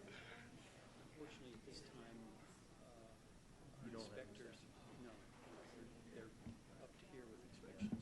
Oh, no, one of my coworkers came to my office. We don't have a bank, so why is that in our ordinance? I got a Facebook message from one of my friends. They just called your name. What's going on? I don't know how.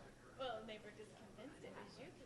No, it's Amy Martinez in Englewood. It's possible there's another Amy Martinez. Well, I know. Yeah, I know. That's what I thought. I was like, I know. That's what I was thinking. I was like, I should have missed the boat on Grant. Yeah, I know. So, Lorna is. I agree with Lance's stance that I don't listen to it either. Call her, tell her. I go, well, I have her number. Okay, guys, I think we're about ready to get back in order. If you guys will take your seats, we'll get started in about a minute.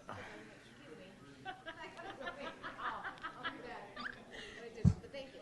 Oh, of course. I wanted you to win it. I believe it. I just wanted to make sure I was all right. It's the same minute saying that. It's $1,000. I know.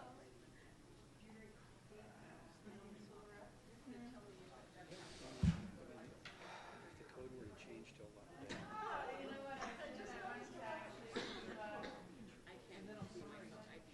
That's on you.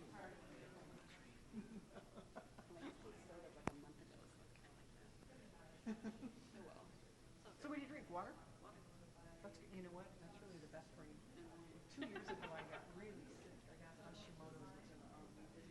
Wow. And I couldn't drink anything. drive the cost up. Thornton's one of them who drive the cost up. Where's Eric? Did he come back? They had He's coming. Okay. Oh, my goodness. I know, I got like it. They're cool. is that little shop or? Well, no, it's not by itself. It's a building by itself. On the. So have you been off of it for a while? Okay, folks, let's go ahead and get back in order here. Please take your seats. We're going to move on to our fourth agenda item, which is the comprehensive plan. Okay. Community Development Director Brad Power and Senior Planner Harold Stitt are here to discuss the comprehensive plan. Evening. Good evening. And John Ververl, so nice to stick around. Indeed. Good evening, Mayor. For the third and final time tonight, we appreciate your time and devotion to community development's work program today. It's your night, Mr. Power. Thank you. We appreciate it. You know the drill. You've been doing this for a while. So we're going to get right into the resumption of the review of the goals for the comprehensive plan. But I wanted to give a little bit of a scoreboard update to let you know where we are in the process. There are 28 goals in the draft comprehensive plan. You've completed your review of 18 of them. And so we will continue apace with whatever you are comfortable with doing in terms of reviewing the remaining 10 goals. But it would be our ambition and goal to work through those goals at your pace, and hopefully at the end of that we would be in a position to schedule this for the comprehensive plan for a public hearing and your possible consideration for adoption. So that's where we'd like to head. Thank So you. your resumption would be goal learn 4 is where we will be picking up. Thank you for that intro and a roadmap of where we're heading on this. I agree. Once we finish these goals and objectives, we will take a last look and say, is there something else the council wants to evaluate, and let's bring it forward for a public hearing. As pointed out, Goal Learn 4 is promote recycling and adaptive reuse of waste materials and structures. I will not read all of the objectives under there, but I'm going to open up for comments regarding Goal Learn 4 as well as objectives Learn 4.1 through 4.6 at this time. I don't know if anybody wants to kind of kick us off who might have had some issue with the language here. Councilmember Martinez, is that just from last time, or do you have a comment there? Okay, go ahead. I do not have any issues with the language, and I am fine with it as it is. Great, thank you. Ditto. Thank you. Anybody have any issue with the language as presented before we move on? Okay, seeing none, I'm going to suggest that we move on to...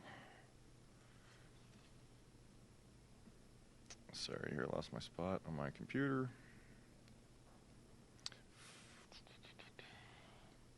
It is going to be Learn 5, promote conservation of energy and improve air quality for city operations and residents and businesses in Englewood.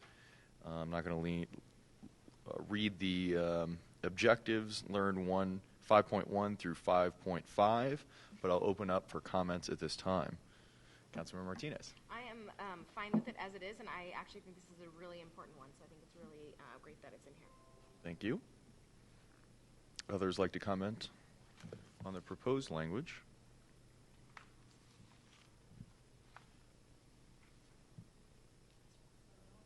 Thank you. Does anybody have any issue with the language as proposed? Seeing none, I'm going to move on then to goal Learn 6. Improve water quality and conservation through the effectiveness and efficiency of utility system programs and infrastructure. The objectives Learn 6.1 through 6.3 are below. Open up comments regarding Learn 6 and objective 6.1 through 3 at this time.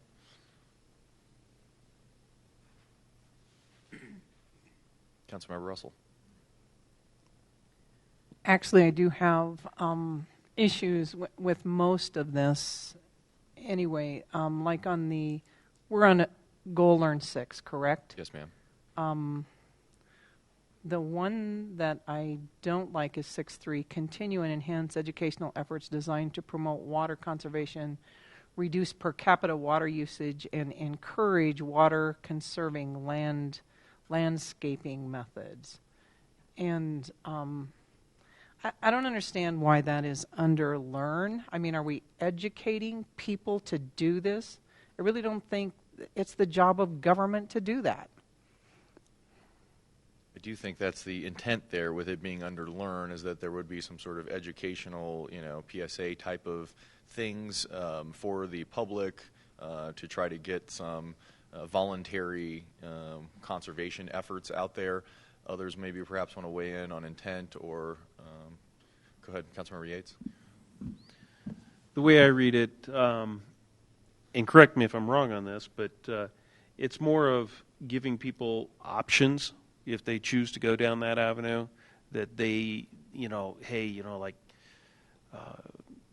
have a guy across the street. He planted a strawberry type plant in the front yard that uses less water. Using a lawn sprinkling system and using, little bedwetter type things to handle the smaller plants instead of using the big sprinkler heads might be a function. That's the way I kind of see it, and I don't know if that's the intention there, but that's the way I see it, is to give people options on how to accomplish that. And go ahead. I certainly think that is the intent, but I'm not sure how our delivery mechanism is going to be. Whether that will be, as people, interface with utilities department, or whether that would be a larger scale PSA that we'll be, kind of putting out to the public. I love the idea. I'm just not sure how we're going to execute it exactly. Councilmember Russell. And I think one thing that happens, as long as it's voluntary, I don't have an issue. But when it crosses over to tell you not to do it, there's a guy down at the end of our street, has zero-scaped his entire yard, and he did it over a period of time. It actually looks very nice. But the truth is, if there's not a water issue, and I've lived in Englewood most of my life, there have been years when we've had water restrictions. But generally not so much, because we have a lot of priority water rights. But I will tell you one thing that's motivation is my water bill in the summer. So when we interface with the utility department in that realm, that might be motivation. But if people, if the water's there, we're not using somebody else's water. That's, but I just, as long, I do have issues that it's really not the job of government to do that. Would you feel better if the word voluntary were somehow inserted into the language? Because I believe that's the intent here, is not to mandate some sort of conservation efforts, but to really look for lower-hanging voluntary fruit. Well, if you notice, it says continue and enhance educational efforts. So we already are doing, our utilities department does provide information on that. In our department, when we do landscape reviews, we often encourage people to use more xeriscape materials to reduce the use of water, because water is a critical element here in Colorado. So we are doing that already. Other comments, Councilmember Barrington? My concern is you're correct, Harold. We already do a lot of this piece of it through the water department and through the pipeline in their education. And I want this to remain a comprehensive plan somewhere close to, it's actually a land use instead of a vision, mission, statement mush of the entire, wouldn't this be nice if the city did this in some way. We've got to, when we make this so vague and so broad, we make it so meaningless. This is a land use document, and we get so far away from that and intermingle with so many other departments and so many other functions in the city that we start to make this just fluff, and it feels good, but it's not anything that can be really implemented. And people are looking for a comp plan. I mean, what we need in the city, what the state requirement is that we have something that looks close to a land use document, and we just keep getting farther and farther away. I love clean water. I love clean air. Don't think it belongs in this comp plan the way that we've put it in there. I think we're crossing over too many lines for other departments and what they're doing, and it becomes silly and unenforceable on any level to make this happen at all. So, no, whatever. Thank you. Councilmember Martinez? I would like to see it left in here. Like Harold mentioned, we already do some of these things, and I think it's nice. Like Councilmember Russell mentioned, in the summer when your water bill's really high, it might be nice to have a couple tips on how to lower that. And I think all of these things would be voluntary. If you want to use less water or lower your water bill, then you're going to seek out those ways to do that. And if it comes to you with your water bill, why not? So I would like to see it left in as is. Councilmember Olson? This is a puzzling conversation to me because I view water as part of land use. It's on our land. It's part of what we own. It's part of what we have to manage and keep track of and provide for our own citizens as well as consider our neighbors. So water usage in my mind is something that is a much larger issue that if what's left out of here would be a huge gap in my mind of what we're thinking about. I don't have any trouble with these three. I actually think that the Keep Englewood Beautiful really helps out in the 6.3 and has done a number of things and would want to be involved in that way. And my hunch would to say, we'd love to work with the water department with that even continuing. I also think there's nothing really offensive in here in terms of anything demanding. It's continue and enhance educational efforts designed to what? Promote water conservation. That's a good thing. Since when did we cite water conservation as a bad thing or that's somehow not a part of the way we think about the world we live in? Reduce water usage because it's a good thing to do for all of us in the long run, and my grandchildren, my great-grandchildren, and encourage conserving landscaping methods, which is not just good for water saving, but also good for the land, actually, to do that. There's a lot of things that run right off and do not help us with ground replenishment of water and things like that. So I don't see anything here that isn't voluntary and isn't just promoting and supporting and reducing together to make a healthy environment. So I have no trouble with the language in any of these. And I think Keeping Englewood Beautiful is one that we need to continually think about the place where they play a good part in this. Thank you. Going back to Councilmember Russell, unless anybody else has comments. ahead. Actually, I agree with most of what you said. I don't have an issue with that. The part that I do, the only one that I really objected to here was the last one. But it's the learn piece of it. I do think that water conservation does have a place. But I think there's a lot of things in here that, like Councilmember Barentine just stated, has nothing to do with land use, and everything kind of has been fit into this mold of live, work, shop, move, and play, instead of, I don't know. I don't know how I would do it. I just, and I really feel like this is a global agenda. And you smile. I know, I'm sorry. In China, I was reading an article in the paper 6 months ago that had all of these same things. Live, work, play, move. And the middle class in China was in an uproar because they had built all these gated communities, and all of a sudden it was so overpopulated they had to start putting roads in the middle of these gated communities. And so I'll bring the article, I'll see if I still have it at home, but it's really out of place. I mean, I can't really compare it to I have read the Roadmap 2003, but it's been a while. And so, anyway, it's just the structure of this that troubles me. Any amended or suggested amended language for anything in 6, in Learn 6? I'm going to suggest then we move on to Goal Learn 7. Increase awareness of the community's environmental needs and issues in all facets of community life. Objective Learn 7.1 through 7.3 or below. Open comments for those at this time.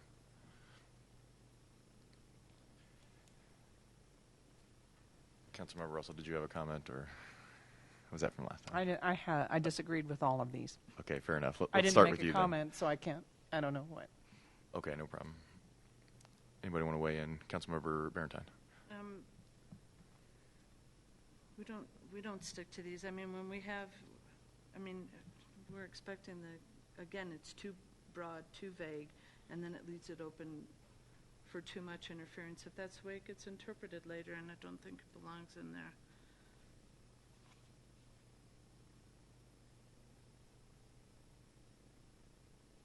I'm just rereading them myself here now.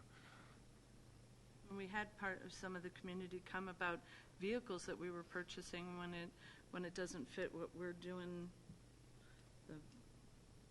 or it's more expensive, or the vehicle doesn't.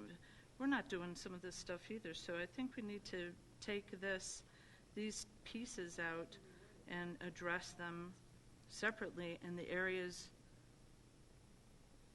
I'm sorry, Linda. I apologize. Keep going. If you disagree, then let's have. No, I would say maybe if you disagree, then let's have the conversation.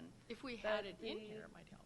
The insertion of these into a comp plan, if you look at what the definition is and the state requirement for us to have a comp plan, which is a land use plan, and I don't think that this meets that criteria when we start shoving everything in the kitchen sink in there about all our hopes and dreams and fuzzy ideas about what we'd like the world to be is one thing.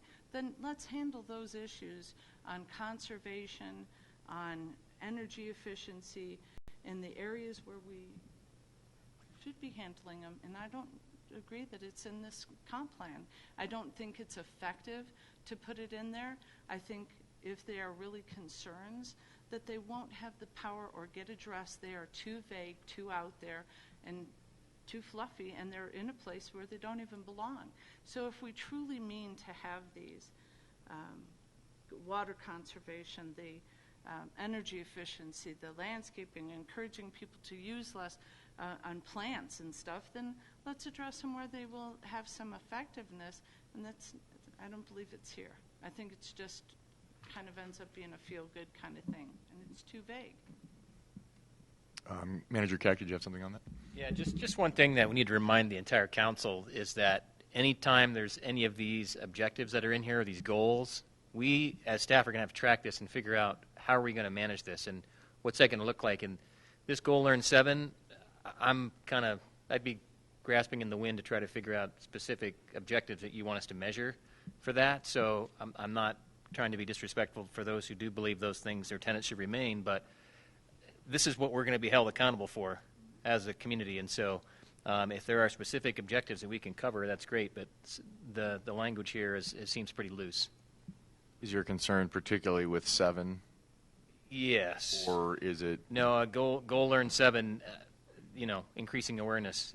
I'm not sure. We have some groups that do that at the utility level, but I don't know how we'd measure that. And I'm just saying this in general terminology. All these goals, we're going to have to figure out a matrix by which we can come back to you on a regular basis, on an annual basis, so this plan isn't set on a shelf. Am I not correct? To be able to say, here's our report card, Council. This is what we've done well this past year. Here's what we've done to promote whatever it is, learning and living and shopping and everything else. So those are the types of things we have to be mindful of. And your thought is that Learn 5 that deals with energy efficiency, Learn 6 that deals with water conservation are a bit more measurable and at least have something that you can get to. There's some metric. We can measure those. There's things we can pick from that. I can't pick anything from 7. Thank you. Councilmember Russell. I actually appreciate that input, and which takes me back to another issue, that most of this comp plan was written with a previous staff. And so look at the amount of things we've done, and this council hasn't been together quite 1 year. And the amount of things that we've had to go through, and staff has trouble keeping up with what we have to do. It seems to me like this whole comp plan should be much simpler to give staff the freedom to take it in a direction without being so overwhelming. I think we really should think about this. Thank you. I'm sorry, I didn't notice who was first on this side here. Councilmember Martinez. Doesn't matter. How about me first? I do agree this one is a little bit vague. I wanted to hear from community development. Do you have any particular recommendations on what could make this more specific? If not, we could just remove it. I feel like the environmental needs the generalization was addressed in all the previous ones, so I would be fine with taking it out. It's kind of where I'm at as well. Councilmember Yates. Well, Amy pretty much said what I was going to say. And she got to it first. So. 7, I have to say, now that I've looked at it real closely, it is kind of loosey-goosey. And frankly, I don't think we really need that section in there. Thank you. Councilmember Olson. I would just want to make sure that some of the outreach that's including other entities such as businesses and schools and citizens that we have, I think there's a need for a comprehensive view of how we treat the environment as a city and the kinds of guidelines we use for things, the kinds of activities we do. And sometimes we simply need to educate people or inform them of what is being done a certain way because of the environment. For instance, why do we use some things on roads and not others? And that helps people have a sense of security and a sense of trust that the city is taking its best shots at doing the right thing. The water, the sewer, all of that stuff is really important. And we've been listening every Monday night for months about this. So I'm laughing only because it's partly because we haven't been doing this. And we ought to be, measuring ourselves and holding ourselves accountable to make sure that people understand what we're doing with our sludge and why. And perhaps a more onerous objective would be helpful in that in the future to make sure that we are doing it. So I would just want to make sure that that kind of thing is not left out of here, and maybe it is in 8 already. I was just looking ahead. Yeah, that's what I was just going to suggest. So if it is, and we think it is, and I'm fine with 7, it seems like we have a lot of redundancy in 7, maybe 6, 7, and 8, and it could be condensed. I also would like to look at our land, or not our land, but our water our conservation plan that we submitted to the state, because it may be that we could condense these into that, or suggest and link them somehow, because that has a fairly comprehensive list of things that we have agreed upon as well. And we just did that like a couple of years ago in order to become in compliance with the state. So I don't know where that document is and whether the Water and Sewer Board has looked at it recently or not. We did it, and it was supposed to allow us to do some loan type things or grants as a result. So that's not linked in here in any way.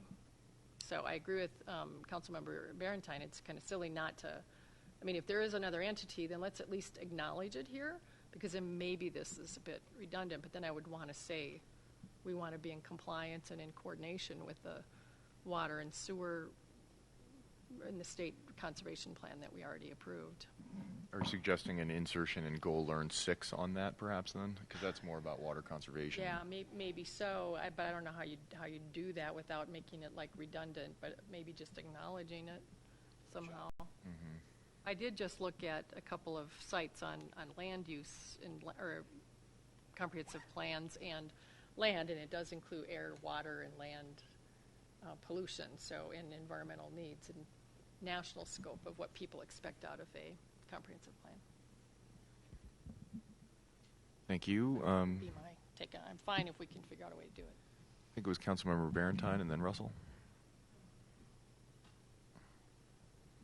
Again, I don't think it belongs in here. I think if we're really serious about having an environmental plan, that should be a piece with the water department, that we should have a policy. A comprehensive view is not a comprehensive plan. And so I think I would like to try to move away from that. If we don't have everything in the kitchen sink in here, that somehow we don't care about it. I just am saying that I don't think this is the vehicle for those things, that if we have to address those, just like you said with the and ECOG had worked on that. I know Ryan Laird had worked on that for having the plan with the water department, that we didn't have one. They fought very hard for that.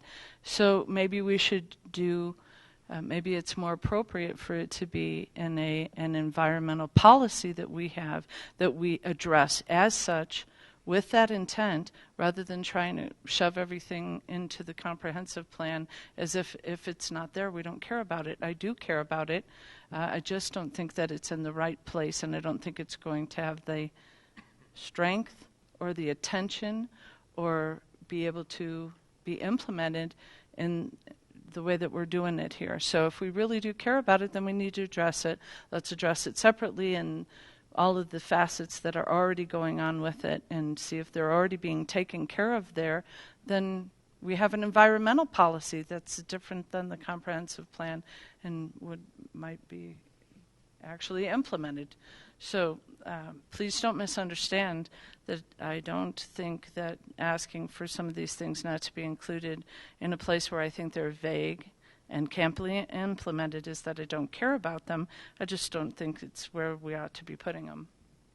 Thank you. Councilmember Russell? In looking at 5, 6, and 7, I mean, just because that's what we're looking at right now, are these really designed for public education, or are they designed to be measurables that staff can accomplish for the city as we move forward?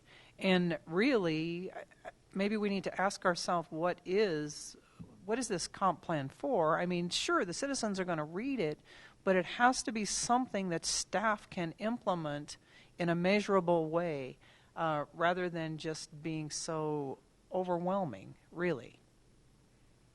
I'd say the answer is probably both, but... Well, I just wanted to address the issue about where various policies would lie.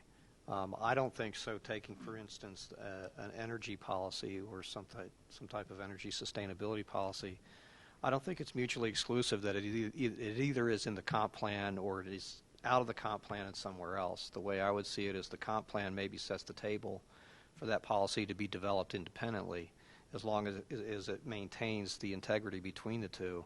I don't think it's a mutually exclusive conversation about it either belongs in one place or another. I think the comp plan is the idea of establishing a generational view for the next 15 years of general direction of the community's growth and development, and all of these things are related to that.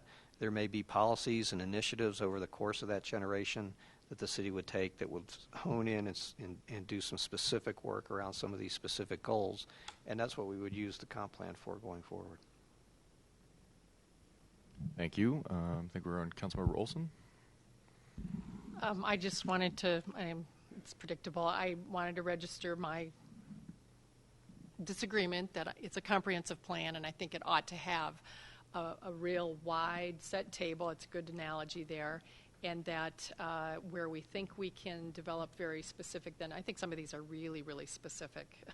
So I think who does them is the question, and where do they fall then for responsibility. But it does give an intent, so I don't mind that it's in there. So I think 7 can go, though, if we think it fits with 8, and maybe some of it can be condensed. And I don't have trouble with that. I just don't want to lose this part. Thank you. I think I'm hearing a consensus to remove 7 altogether and continue on with the 5 and 6 as stated, unless somebody wants to propose some language changes. And I think we should move on to Goal Learn 8 at this time. Establish partnership in order to make environmental programs and activities more effective on a larger scale. Objective Learn 8.1 and through 8.4 are open for discussion at this time. Councilmember Martinez? I like 8 as it is, and again, I think this one is really important, and we should leave it in here. I think a lot of this could be handled by, or at least in partnership with, Keep Englewood Beautiful. So just want to keep that in mind, but I think this one is really important to keep in the plan. Thank you. Councilmember Yates? Overall, I'm fine with 8. The 8.4, the last half of it, explore opportunities to partner with other national environmental organizations. I'm a firm believer that we keep our environment clean. We do what we can. There's good organizations and other organizations that I question. And I don't know how we would express, being selective with the national organizations that we use. Maybe I'm overthinking it, but I do have a little concern with that very last sentence. Thank you. Maybe we can come up with some alternatives while we hear some other comments. Councilmember Barentine? Oh, I left that up. Oh, no problem. I have the same objection. On 8.4? Or just generally for all of 8? This is, I'm not even going to get started. It's fine. I believe that applies to all of 8. And I'll open up for further comments. Councilmember Olson? I think it's weird that national is in there. Maybe just other organizations. I can think of the South Platte Working Group and the things that they're trying to do. There's the Greenway organizations and the cleanups and stuff like that are citizen engaged. I just think it's silly that it's national in there. And we can hardly keep up with Keep America Beautiful as an organization. So I don't think we have to get that specific. I just think. So amend 8 for it. Yeah. I'd be supportive of that. Everybody else supportive of removing the term national. Does that address some of your concern, Councilmember Yates? Yes. Great. Let's play. There's a little bit of vagueness, I guess, in 8 as well. It just doesn't link quite as well. The KEB link, I think, is a little more specific at least.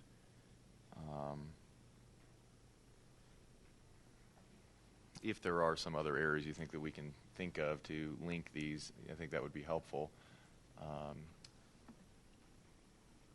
One example, I think, of something I've been thinking about, don't want to take us too far off topic here, is painting some notices on the storm sewers.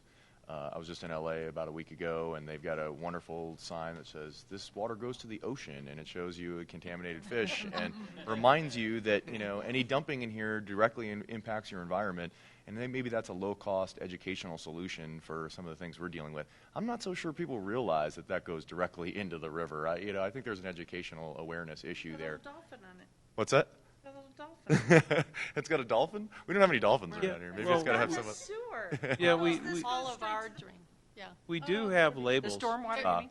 Look down on our storm things. Little they blue have and them white too, labels. But they have big signs. You know, that way. not as prolific, I guess, as these colored, and it is just Not as big? Yeah, they're not as big. Fair enough. I guess I haven't checked our drains recently. I'm looking at the sewers in L.A. Yeah, They're they're very insane. noticeable and very kind of look down. front and center. They're You very don't have front to and look center. down. There are signs everywhere. But maybe an example of where the rubber meets the road on some of these educational type of efforts. Any further comments on 8? I just think this is a strong setup for KEB. And if they were looking for direction on what they want to do, they can go wild on this one in some really cool ways. And when I was on KEB, this is the kind of stuff that we took out of the comprehensive plan, the roadmap one that we got our direction from, and this is what we're supposed to be doing. This is cool. It's here, and that's how we set up our goals each year. So I would think they'd be excited by it. I would hope so as well, and as long as it's voluntary again. Councilmember Martinez. I agree with Councilmember Olson on the KEB aspect of that. They are also working, and the city as a whole is working on a what is it called, Partners in Energy program, and ways to reach out to other businesses and other aspects of our community that may want to save money, and a lot of times that equates to environmental activities. So that should be finishing up here pretty soon. Yeah, we should see that presentation coming forward relatively soon. They are finally concluding that and should be making a presentation to council, I hope before the end of the year, but maybe in the first quarter of next year. Councilmember Olson. I have a question. So this is just so on open burning, like fireplaces and stuff, we abide by those regulations, don't we, when it's a red, like in the wintertime? Yeah. So that would be an example where we don't have volunteer. I mean, it's one of those things that we do comply with, right? It's state accepted. Mm-hmm. Yeah. It's a federal reg, but the state says we're going to do it. So Do they enforce it? No, Yes, yeah, we I've do. had neighbors that have gotten. Do we enforce that, or? Because other neighbors have called. When you're on a red day. No, but the red thing it's decided by the metro area when we need it, right? Mhm. Is that a federal decision? It's the Well- Regional Air Quality Council. I just don't think they have any regional police, I guess is all I'm pointing out. oh yeah, they do. They do? Yeah. They do. Yeah, well, I know somebody who got On a fined. red day, it sounds like They they're were driving like a lot. way over the top, though. Yeah, they probably do the egregious violence. Sorry, I don't mean to interrupt. Yeah. Continue. That was a while ago, though.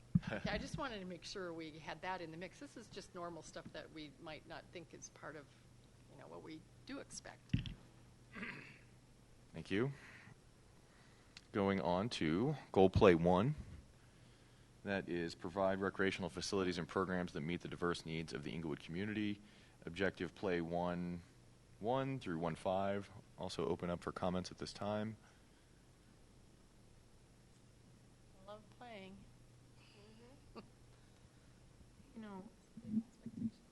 Councilmember Russell. I do have a question, and this goes back to once we have all of these things in the comp plan, what if it is not financially viable for our city to do these things? Then we're not bound to do them, is what I would respond. I don't know if others want to weigh in on that. Councilmember Yates, did you want to respond to that?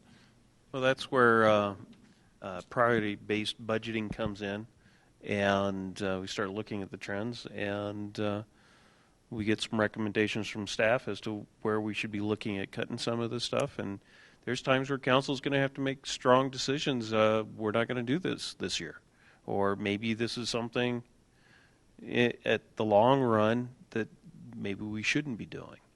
But that's where priority-based budgeting really helps us make those decisions. Thank you. Councilmember Martinez? I was just going to say that I like Goal Play 1 as written. Thank you. Councilmember Olson? So I don't know if you're talking about not having a responsibility to provide parks and recreation as a city. Is that what you were bringing up? Because I know you said that the last meeting, too, that you weren't so sure that that was an expected need of citizens. Right. What I'm saying is I do believe we need parks. I'm not saying that we don't need parks. Mm-hmm. But what I'm saying, if we get down to where we have no money, mm-hmm. we have to have fire protection, we have to have police protection, we have to have water. There are certain things we have to have, and I think we need to prioritize those. I think there's some plans in the comp plan even that we would purchase more land perhaps for parks. And that means we would have to buy perhaps houses or something, or schools, and tear down the schools. So the thing that I'm wanting us to consider is that we make sure that the things that we put in here are financially viable. And I agree with Councilmember Yates. The one concern that I have is we have a capital improvement list that is long, and we haven't been doing it for a long time. And so now we add other things in here.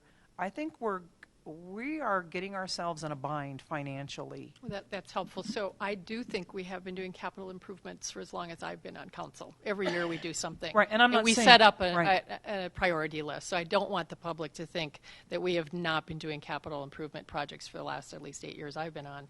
But to go into this, I just wanted to hear if you thought it was not a priority for a city to maintain parks and recreation, because that's what I see this as, and a vision for it, which again dovetails a bit to pick up on Councilmember Barentine's thing about the water plan. The recreation, parks and recreation master plan, really, this dovetails all the way through everything we've been talking about. So again, it's like setting the table and then finding our connections.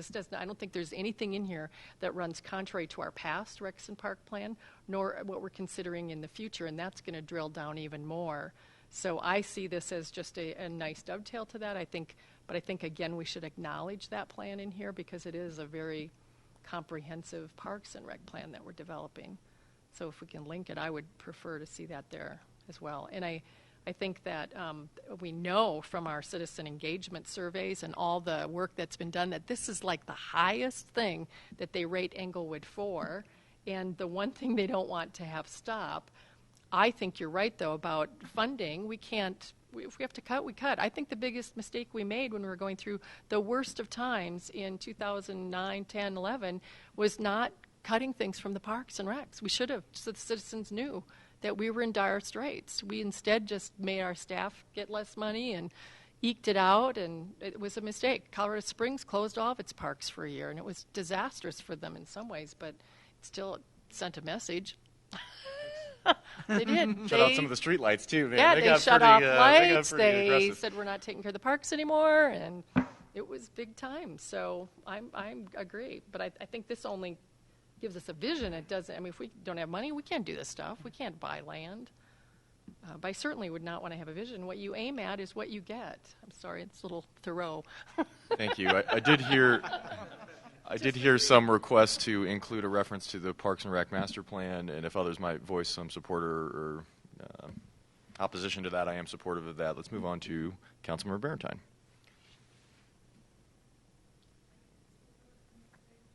Oh, okay.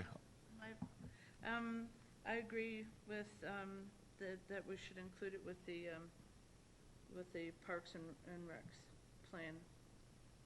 To the other, I will keep my mouth shut.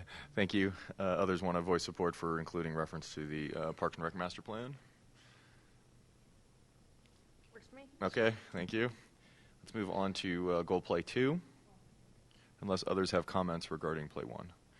Moving on to Goal Play 2, provide recreational opportunities, parks, and open space that are consistent with Englewood's role in regional parks and open space preservation, including the South Platte River Corridor.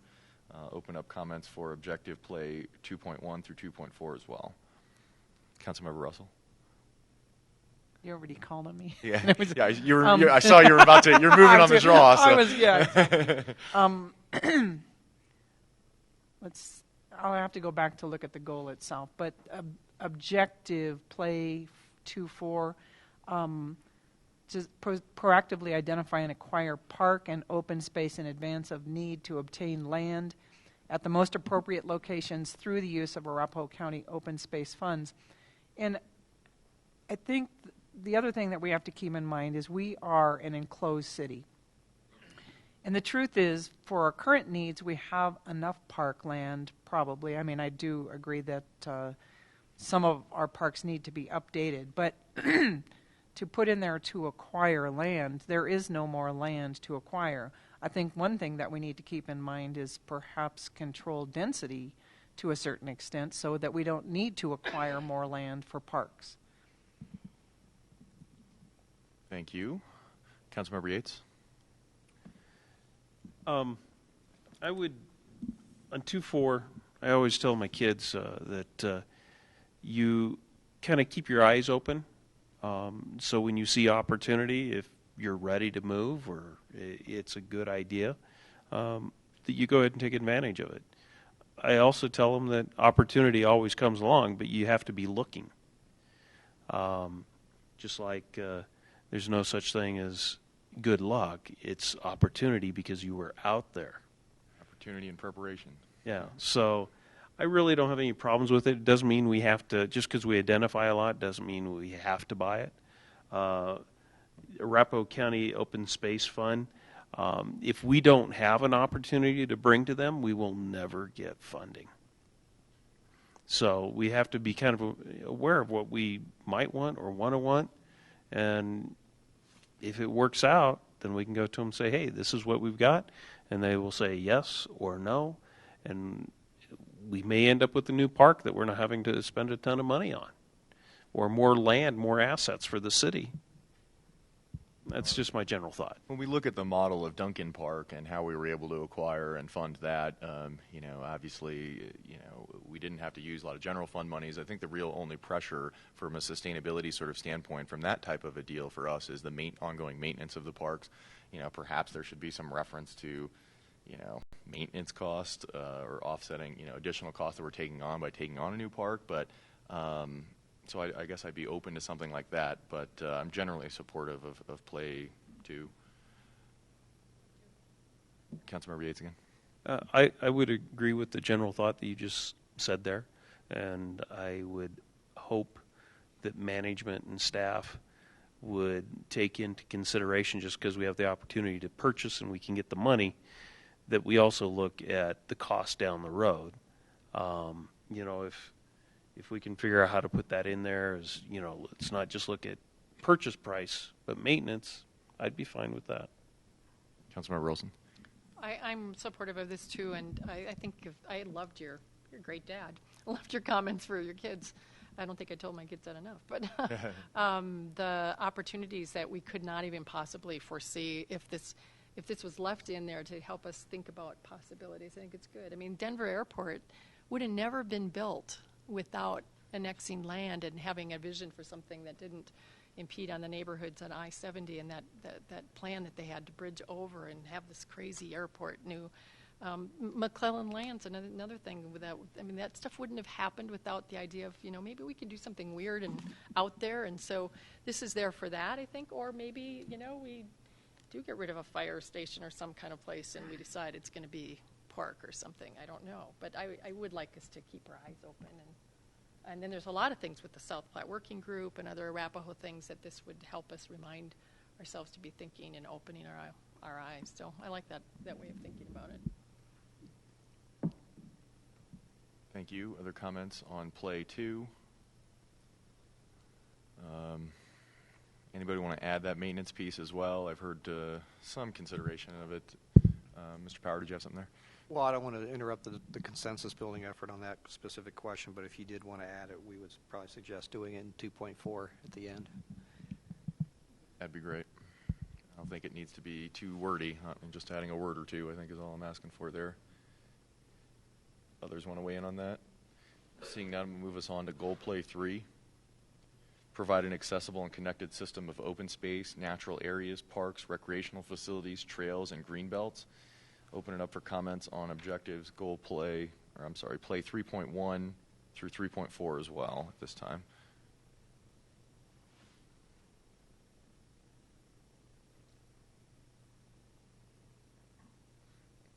Councilmember Martinez.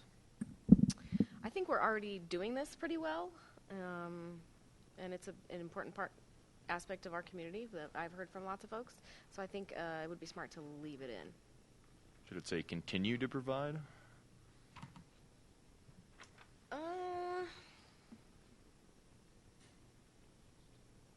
I mean, I would be fine with that, but I don't know that it's necessary. But I think that we're already doing just a these thought, things. as you kind of said that. Yeah. Others want to weigh in on this one?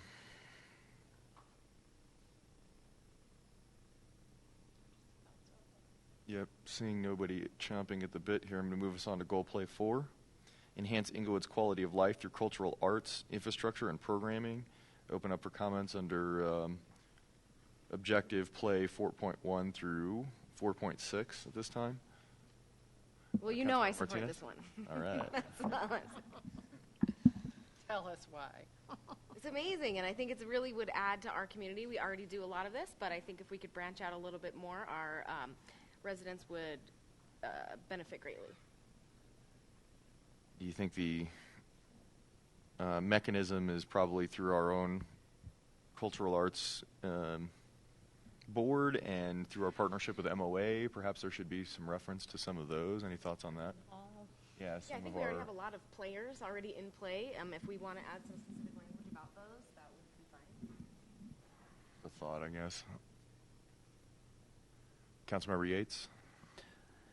After attending the Urban Land Institute's meeting they had this last week and looking at what Cahoots brought forward on what the arts has done for this community and where we could use it as a positive attribute. Overall, I think this is kind of important as a big part of our city. But here again, the most important part is that we take care of critical, or I should say essential services. They get a priority first. And during good times, then, we look at, can we do this? But there needs to be some priority as to when we do this type of activity.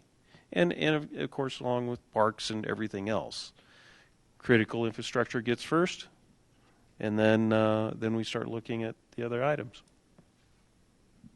Thank you. Councilmember Russell? I would agree with Councilmember Yates on that, and I think we need to be careful about listing specific entities because that relationship may be now, but who knows what will happen in the future. So, and that relationship fits into here, without being specifically named, and it could change also.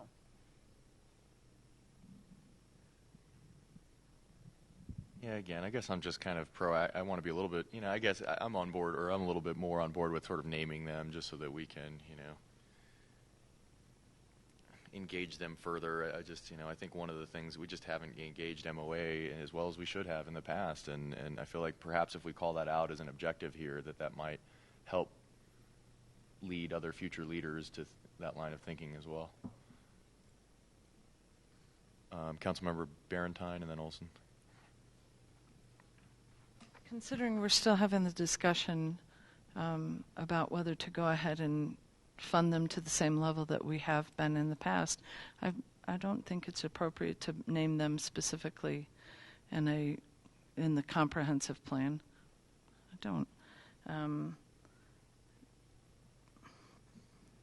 No, I think that's a dangerous thing to do. Wanting to encourage art and specifically supporting certain vehicles for it, I don't think is an appropriate place for the comprehensive plan. Councilmember Olson. Again, I think this would be one of those where I'd like to link some things, but I don't mind if we name MOA or not, but I do think Hamden Hall is an underutilized place as well. We're trying something new this year with it, so hopefully the outcomes of that are going to be really helpful. I mean, if we had lots of money, I'd love to redo that whole thing for Partnership performing with cultural arts. That's how that happens. Right, right. So I'm fine with that. I do have a question about the 4-6 encourage cultural arts incubator spaces. when the community development, when you were all looking at the last thing we just did on jobs and those kinds of things, were there any conversations about this as an idea of how to bring people in that are, it's not your traditional employees, but it's business activity in a way that's unusual? Yeah. It's happening already. So right now we have an artist by the name of Dolan Guinan who is I believe he's going to be doing fourth plans, already has plans brought in.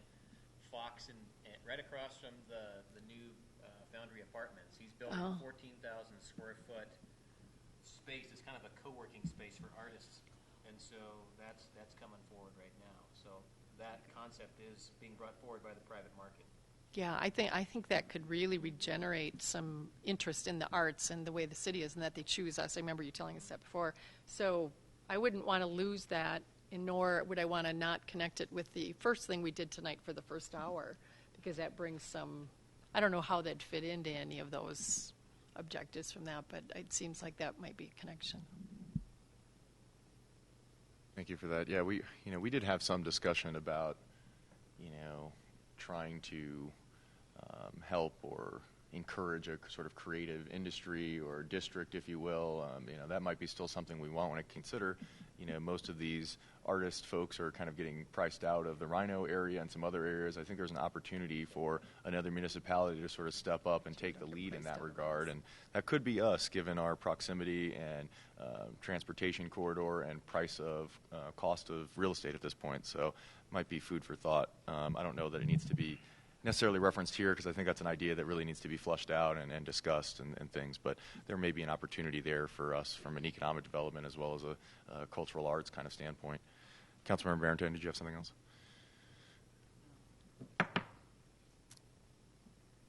Further comments on, where were we? 4, Gold Play 4? Mayor? Sir? I couldn't resist the urge to draft on the fly, because we Thank haven't you. done that yet tonight. So I have You've had some success with that, so I have 2 alternatives for number 4 based on your discussion. One would be to reference the facilities. We could say something to the effect of enhance Englewood's quality of life through cultural arts programming at facilities such as the Museum of Outdoor Arts in Hampden Hall.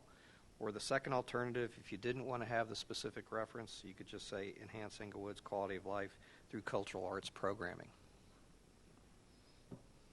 Thank you. Councilmember Barrington?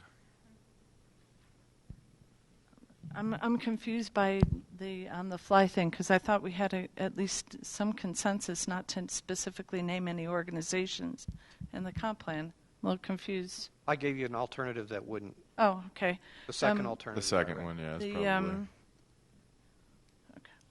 Okay. Back to Councilmember Russell's concerns about what we mean by support and develop and encourage, and how much money we're willing to do in that. And when we name specific things that are going on, one, I think that we already cut ourselves off to other ideas of how that could be outside of those entities, and that we start relying on them too much. But if we need to leave that open, I don't think we should be naming specific entities in there. You've left it open enough that I don't even know how much money we're looking at trying to do this, or how we support, develop, encourage, support, encourage these things. But I certainly don't think it helps the entire situation to name either Hampton Hall or MOA in there.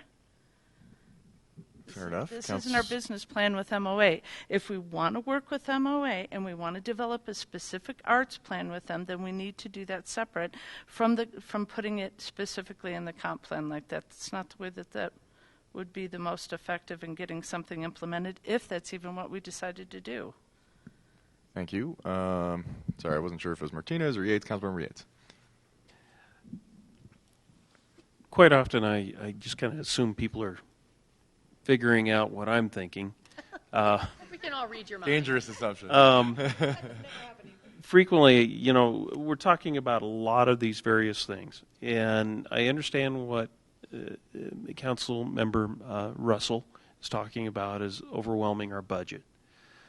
somehow in here, if we're going to pursue like the arts and so on, if we can figure out how to do this using the private sector to come in and provide that, like the studio,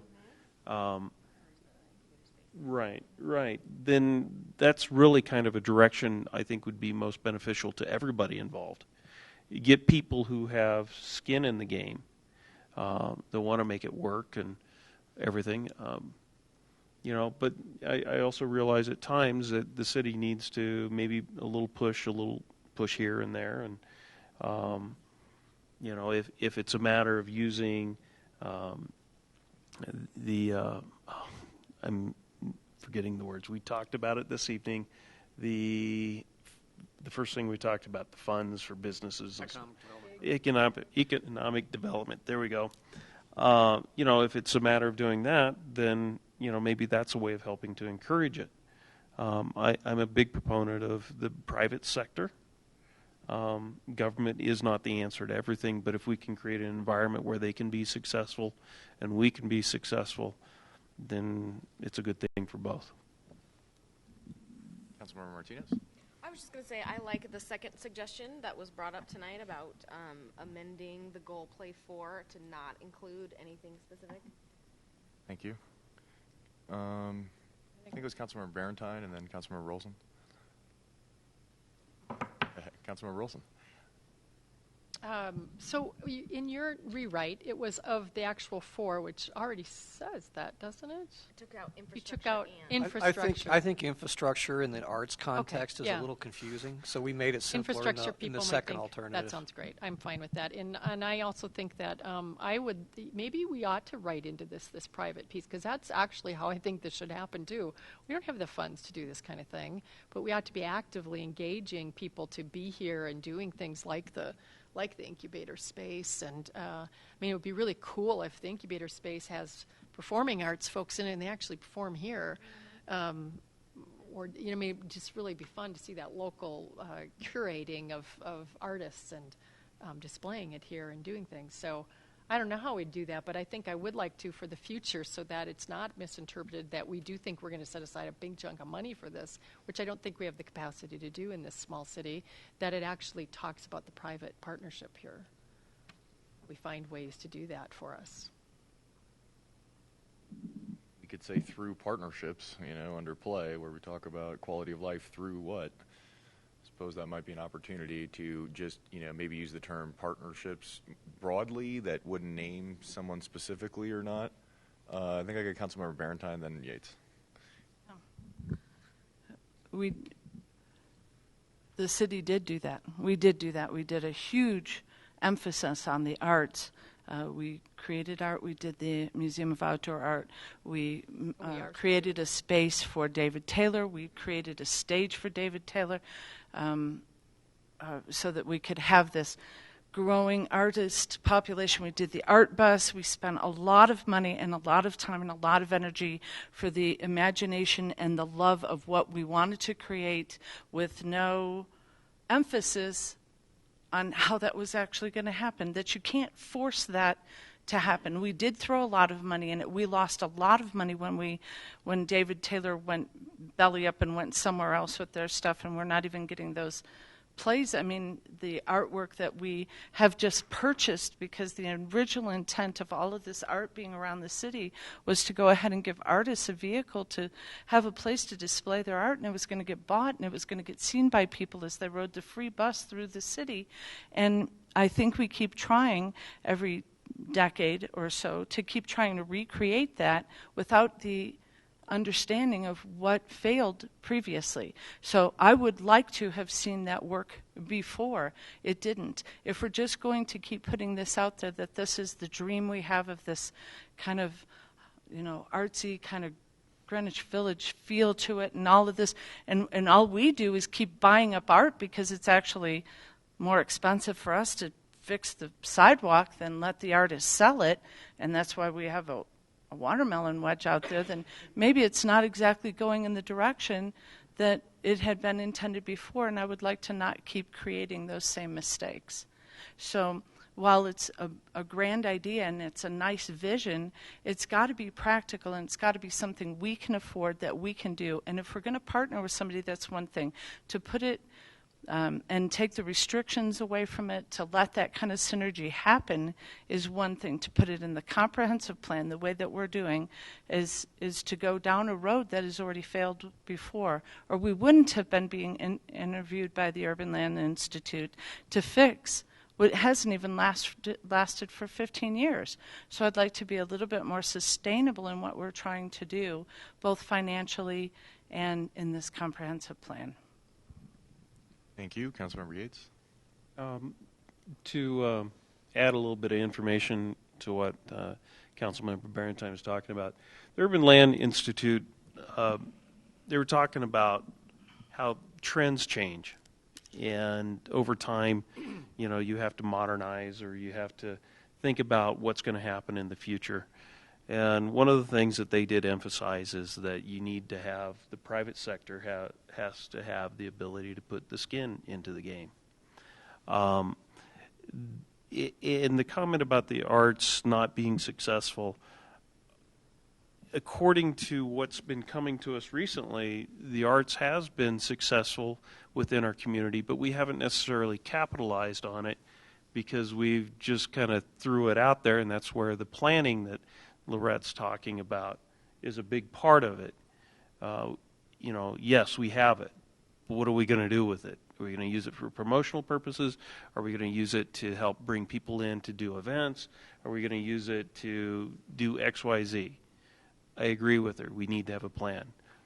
I will also say that the conversation of the arts being a part of the comp plan, the way I'm really seeing a comprehensive plan that we're doing, it's not a strict comp plan that the state declares. This is kind of a comp plan for the city to have a vision of where we're going and to paint that picture and give instruction to staff and give them some ability to work with different concepts without having to come to council every single time. Hey, we have this opportunity. Do you want to do it? And while we're debating back and forth, that opportunity goes away. So, I understand other council members' concerns, but I support this as long as we can get the private sector involved and have a plan at what we're doing. You like the kind of vague partnership kind of language, or? Well, that's definitely one aspect of it. The other aspect is maybe, through business development, that we help somebody get a permit so that they can modify a space.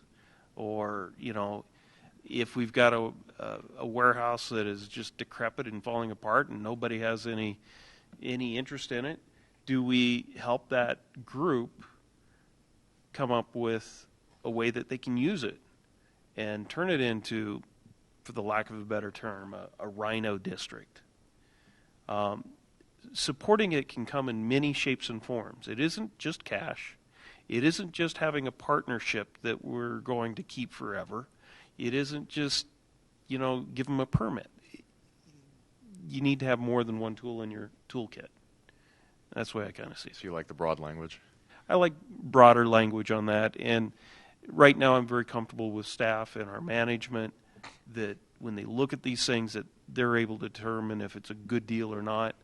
I know that isn't something that you can guarantee will always be there. I mean, 3 years from now we may have a totally different management and staff. And hopefully council at that point in time will be paying attention to what's going on, can make that decision that, okay, staff and management isn't competent to do these things. So we either need to change our comp plan or we need to change the other aspect. But right now I'm very comfortable with the folks that are in place. Thank you. Councilmember Martinez? I was just going to mention that a lot of partnership language is mentioned in the next goal Play 5. Thank you. All over the place. Yeah. Councilmember Barrington? No, it's okay, sorry. It sounds like we have some consensus to keep the general language that is in place currently. Let's move on to Goal Play 5. That is collaborate with other groups, organizations, and institutions to bring a diverse mix of cultural and artistic programs, activities, exhibits, and performances to Englewood. Objectives play 5.1 through 5.6. I'm also opening up for comments at this time. Councilmember Yates? Oh, sorry. It's okay.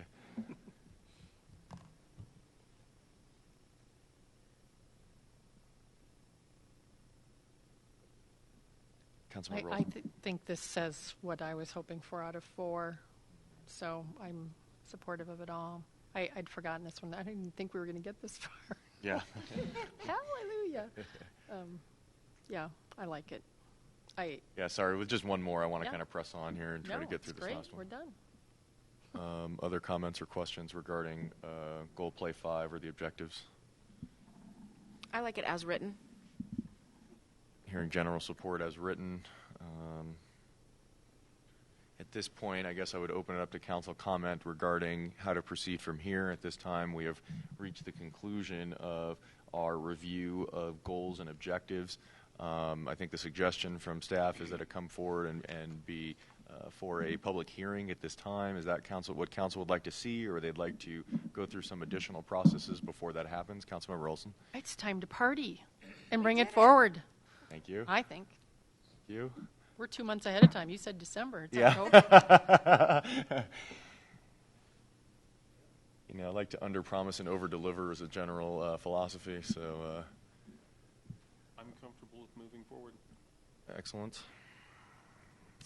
Hearing some general consensus to bring this forward for public hearing. We'll see how much feedback we get and where we need to kind of go from there as a council. Thank you, everybody. We'll move on to council member's choice. Anybody want to kick us off? Councilmember Russell, do you mind kicking us off on member choice? Can I pass and I think Sure. I have something, but I need to look in my... No problem. Councilmember Barentine, any council member choice? No. Councilmember Yates? This last week, I kind of mentioned this earlier, went to the Urban Land Institute presentation they gave to the community. That was really something special. Thank you, community development. Yes, yes. Thank you, community development. It was rather interesting. They identified, the players over there, who owns the land, what the particular groups are good at doing. It really helped understanding why we have certain situations going on over there, or not over there, but in general within this area, why certain things are the way they are. I think they gave us some good high-level things to think about, not necessarily we'll adopt and institute all at one time, or even take all of it, but some great information. It's something that we've needed in our community for a very long time. They brought up a lot of different things that I've felt and others have felt that we needed to do within that area, except now they gave us some facts to work with, not just emotions. It was a great opportunity, and Eric, thank you for bringing them forward in community development, and it's a good thing. Thank you. Councilmember Martinez? I have a question on that. Are we going to get a copy of it at some point? Are you going to talk about that? Yeah, they obviously the presentation portion was videotaped, and we're going to have that on our website. The report that will be written with further recommendations and kind of further clarification will be available in early November. Great. Thank you. That quickly. Wow, that's pretty good. They had a professional writer attend, and so he was taking notes the entire time with the group, and then also watched the presentation. Is going to work with the members after working with them now to create the report. Excellent. Great. And just want to let everyone know that on Sunday at 4 o'clock in Hampton Hall, there's going to be a free performance from the Opera Colorado Young Artists, provided by the Cultural Arts Commission. So if anyone's interested, free performance at 4 o'clock. This coming Sunday. Yep, this coming Sunday. I had something Saturday at 6. I had my calendar for MOA as well. trying to remember what that was. They invited us when they came. They have an open. No. MOA has an opening on Saturday evening, 6 to 9. Yep. Thank you. Councilmember Rosen? I just have a very odd question. Can churches put up lots of signs too? Yeah, I had that same I've had question. a couple phone calls. There's a church on Hamden or University and Dartmouth that has a lot of martial arts signs up and flags and everything. And I'm like, I have no idea. So have you gotten calls? Or, Right, I have gotten calls, and actually I've been going to ask about that question because it is illegal to put signs up advertising for a business.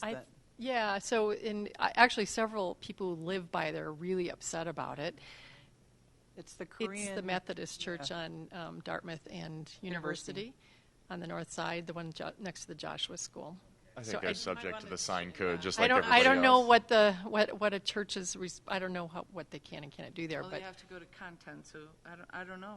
Yeah, I don't know if they can. Yeah, I think signs are allowed, but I don't know to what extent. And I mean, it's just I didn't know what to say. Well, but and the question was, could they advertise? I mean, because these are not, they're charging probably for those classes. Sure. Sounds like a business who's operating at the church during some periods, and so, yeah, it seems to me that they would be subject to the sign code. No, I mean, divorce recovery groups do that, and they charge too. So I went down this road in my mind of all the things that I've seen at a church at any one point in time, and thinking it's still a church. But when does it fit in with the church? And when I don't know. But anyway, I have gotten a number of calls, and someone came by my house the other day when they were walking, and like, do you know whether it's? I'm like, I keep forgetting to bring it up. It should have just been a council request. I didn't need to bring it up tonight. That's all. Councilmember Russell, did you have something? Actually, I do not.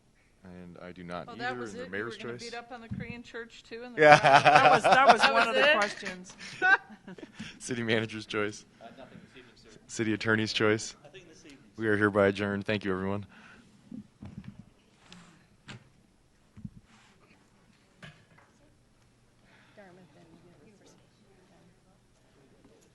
I feel really badly. They've been called out as a Korean church.